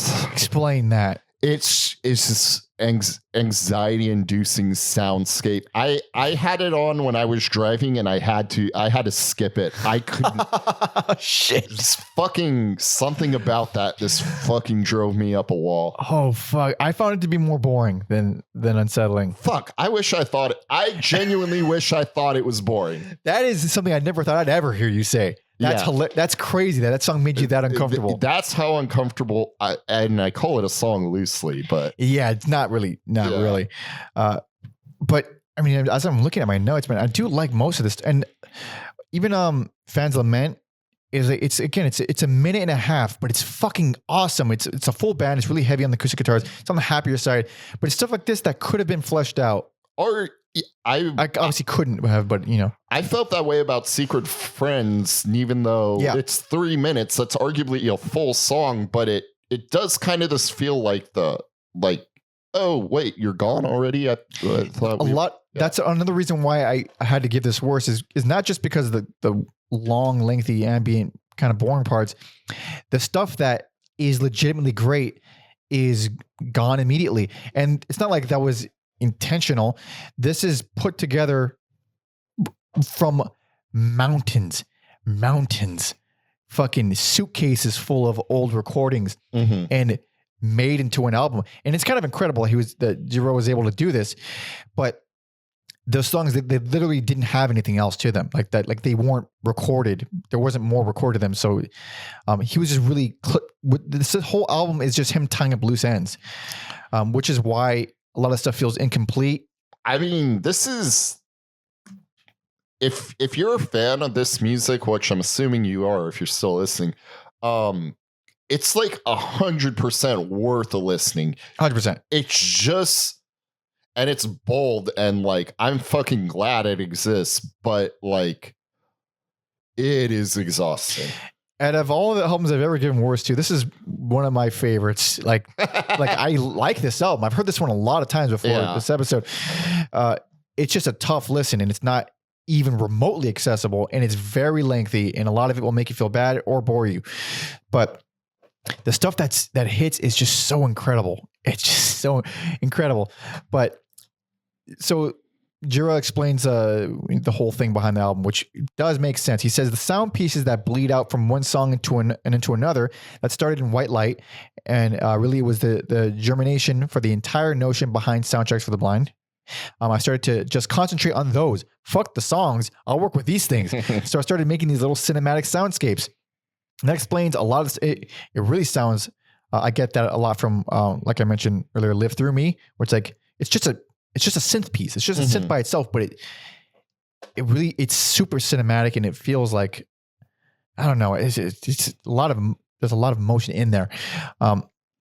So Chris Griffin engineered this album, and, he says he remembers Gira calling him to use his digital mastering studio. He arrived with a shoebox full of DAT tapes and cassettes. They'd put pieces onto the computer, manipulate the audio, loop them, then get different pieces together and fill up 8 channels with sound. So this is interesting. I want to talk about this. Gira says, we'd have to dump that back down, much like the Beatles did on analog 40 years before. We take what we'd made, mix it together, make that a stereo file, then start a new session in the computer with that file and start adding to that. Now that may sound like a bunch of gibberish.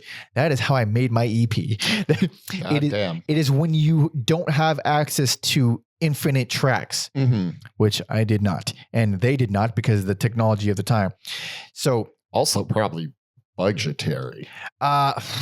No, I don't know. If they're doing it on analog, then it was probably a hardware limitation, because what you do is you fill up all your tracks. So you have like they did. They have 8 tracks.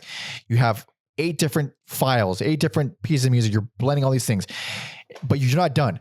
So the only way to do it is to fucking bounce that. So you have a brand new stereo file, and then add 8 more on top of that one, and then do it forever and ever and ever. And you could hear that with a lot of this stuff. There's a lot of tracking. So according to Larry Seven, Volcano, your favorite and my least favorite, he says it was meant to go out on something like a Woman in Rock compilation. It was just him and Jarboe, her voice and keyboards, and apparently she was singing through a fucking drain pipe or something. Oh hell yeah! Yeah. So weird. Yeah, she put her voice through a drain pipe with a loudspeaker on one end and a microphone at the other. So that's why her voice sounds all like a drain pipe on that song. But yeah, this was really just Gira just trying to get. I think it was in the doc. He said, "I needed a reason that I needed to feel okay throwing all of this music into a dump." And he says that after we recorded the album, it's the first thing he did. Like he immediately. All those tapes, all those fucking mountains of tapes, he immediately threw them all out. And I totally get that, where it's like, no, there's something here. We spent years recording these half songs and these ideas. They have to go somewhere. Even though you don't really want to keep or didn't want to keep the band going, but you didn't want to have that fucking thing still lingering and still eating at you. So, apparently this was a huge undertaking and a very exhausting album to make. And it feels like it. Yeah. And the fact that it's this good is actually kind of incredible. Like this is snippets from a million different sources, floppy disks even. It's definitely an album to be studied and talked about for sure. And except for the big long songs, which should be enjoyed because they are that good. Man, god damn it. I mean, your least favorite, my worst and least favorite, but it's still a very moving album. Fascinating. Very I'm fascinating. going to say fascinating album. Fascinating album. Only for the most dedicated of weird music fans, though. This is not. It's not Baby's first noise rock album. No. Absolutely not. But they would break up after this, and according to Tom, he says Gira recounts the last days of Swans in a typically understated fashion. Gira says, "I just squeaked a last cry in a release soundtrack for The Blind and Swans Are Dead, and just quit. I couldn't do it anymore." For Jarboe, that was a blindsiding, upsetting thing to happen. She says, "From my perspective, things were looking up. The 95 and 97 tours were better experiences. We were finally getting where we needed to go. Nobody consulted me at all. It shocked people that I wasn't included in the decision." Dang. And that's one thing that she says in the doc, that people think Jarboe and Gira breaking up was what ended Swans. And she's like, nope. Swans breaking up is what ended the relationship. You know what? Because I could tell she had that like enthusiasm and passion for the band from the get-go. Like I could totally see her being like, oh no, this because we're done doesn't mean this. Yeah. Like I really think she just like loves and believes in the band and even the concept. She sacrificed everything to be with this band. Yeah. Like she left all of her family and everything. She lived in fucking absolute filth and poverty. She like sacrificed everything. Clearly she would have gone down with the ship. But from Gira's perspective, it's like, I spent 15 years trying to build this band and it got me nothing. It failed. It was he says I considered it a complete failure. Nothing worked out. I think that's fair to feel that way. Yeah, he was even though like from her perspective, like they were playing to bigger crowds than they've ever played to before.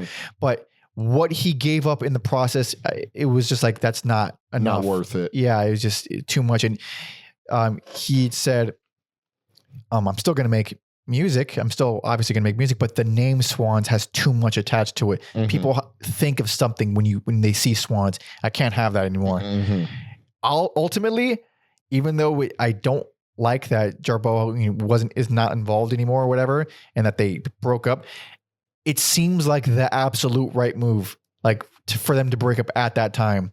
Oh yeah, that makes complete sense to me, and I understand like one, not being fulfilled because you put so much in, but then it almost sounds contradicting. And then two, for the people who do like it or the people who do know, it has this fucking weight to it and you feel like you can't, you're not going to live up to it, or it's just too much. You don't want it anymore.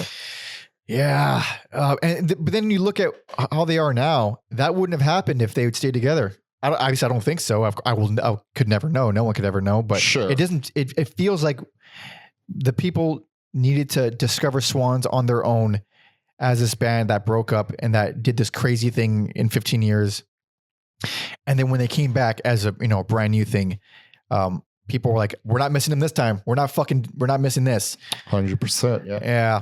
And so after this, he wanted to form, like you mentioned a few times, the Angels of Light. Jarboe continued to make solo records and a bunch of collaborations. Tom says, for anyone curious to sift through her huge and varied catalog, I recommend Anhedoniac, the Men album, and the Neurosis collaborations as her best. That was the very first time I heard her and why I sought out Swans. That'll do it. Because I was like, who is this woman? Yep. And then... and he says even her recent releases have mostly been really good too, which is very cool. I believe it when she's a musician through and through, and very fucking great. Yeah, I'm surprised at how because I've never saw an interview with her before the doc. I was like, man, she's really lively and like she's about it. I didn't realize how about it she was. Like, yeah, she's a fucking real deal. According to Ted Parsons, a long time past through all the record label mess, with all the record label mess, Matt and Gira had a hard time figuring out who he owed money to. And this calls back to the thing I mentioned earlier. Ted said, I know Harry Crosby wanted to kill him, whoever that is. I think one of the guys, I'm assuming one of the dudes who worked on the album. But Michael tried to make everything right. I even got paid $500 for that drum beat I did on Holy Money. Nice work if you can get it. God damn, that's more than fair. He goes out, very fair. Yeah. Very fair. The man goes out of his way to make sure his people are paid, even if he verbally abuses him in the process of it. Dude, that's how you got to do it. Pay your people. Make sure they're taken care of. And especially if they're doing something for you that's very fucking difficult and you know that you're being difficult. And with that, we are done. My brain is melted. Melted. Thank you so much for listening and watching and hanging out with us. This is, people have been waiting for this one, of course, since the first part. And the third part will be just as thorough and intense. But this was so much fun. I was looking forward to this. I love talking about Swans. I love talking about any band I like. But this is one of the greats. Truly one of the greats. And with that, we should probably do a little bit of recap. Yes, we should. Yeah. Personal favorite, Children of God. Every track, this somehow the most flawless, easy listening. I'm using that real loosely. Yeah. Love of Life, worse. It's the most boring to me. I don't have an issue with the soundscapes. It's the actual music that underwhelms me.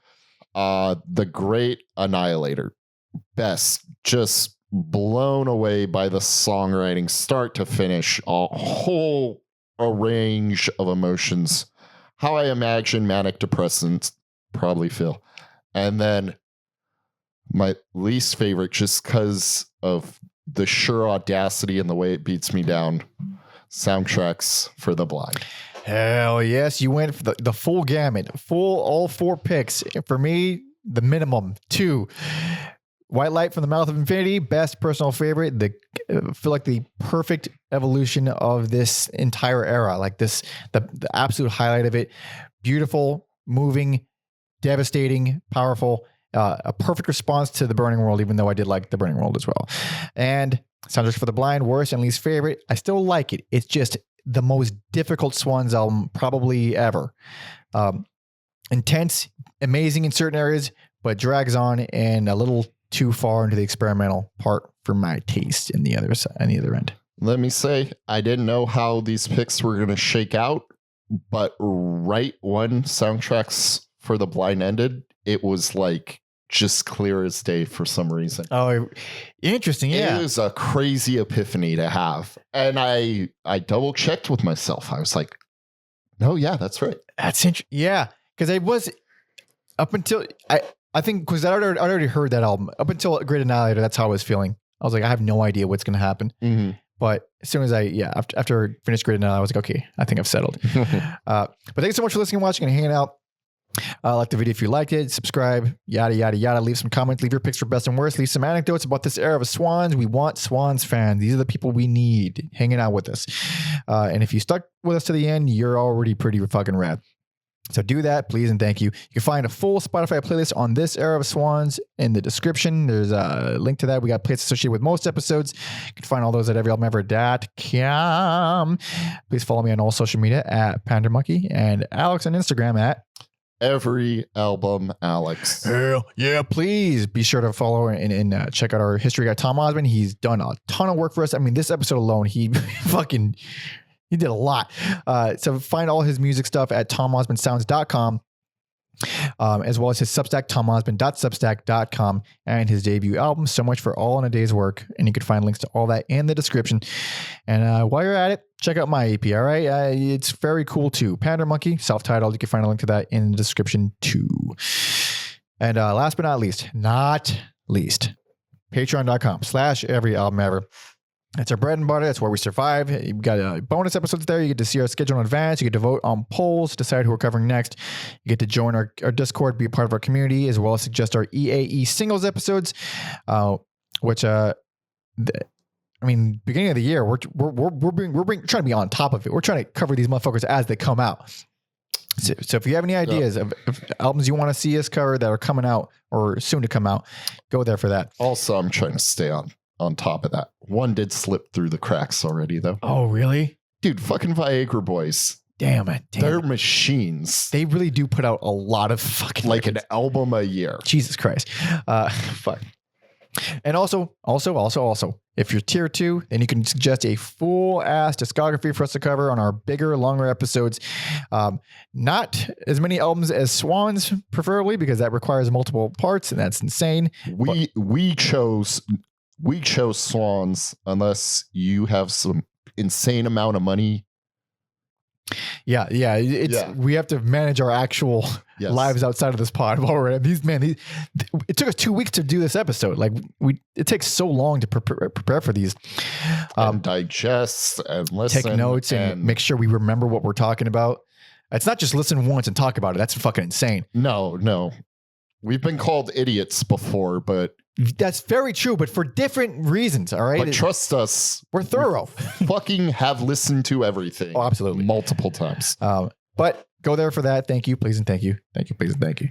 Okay. Now, I didn't even think about last song. And I feel like I should have thought about it more. Let me tell you something, brother. So fucking exhausted. I will just let you have whatever the fuck you want. And this is where you're not going to like me. I don't care. Oh boy. I'm sorry to do this. Just do it. A helpless child. Go for it. I don't got anywhere to be. Let's do it. It's off the album I gave worst, but it is a perfect song and it's 15 minutes. So strap in, folks. This is Helpless Child. Thank you so much for listening and watching. See ya.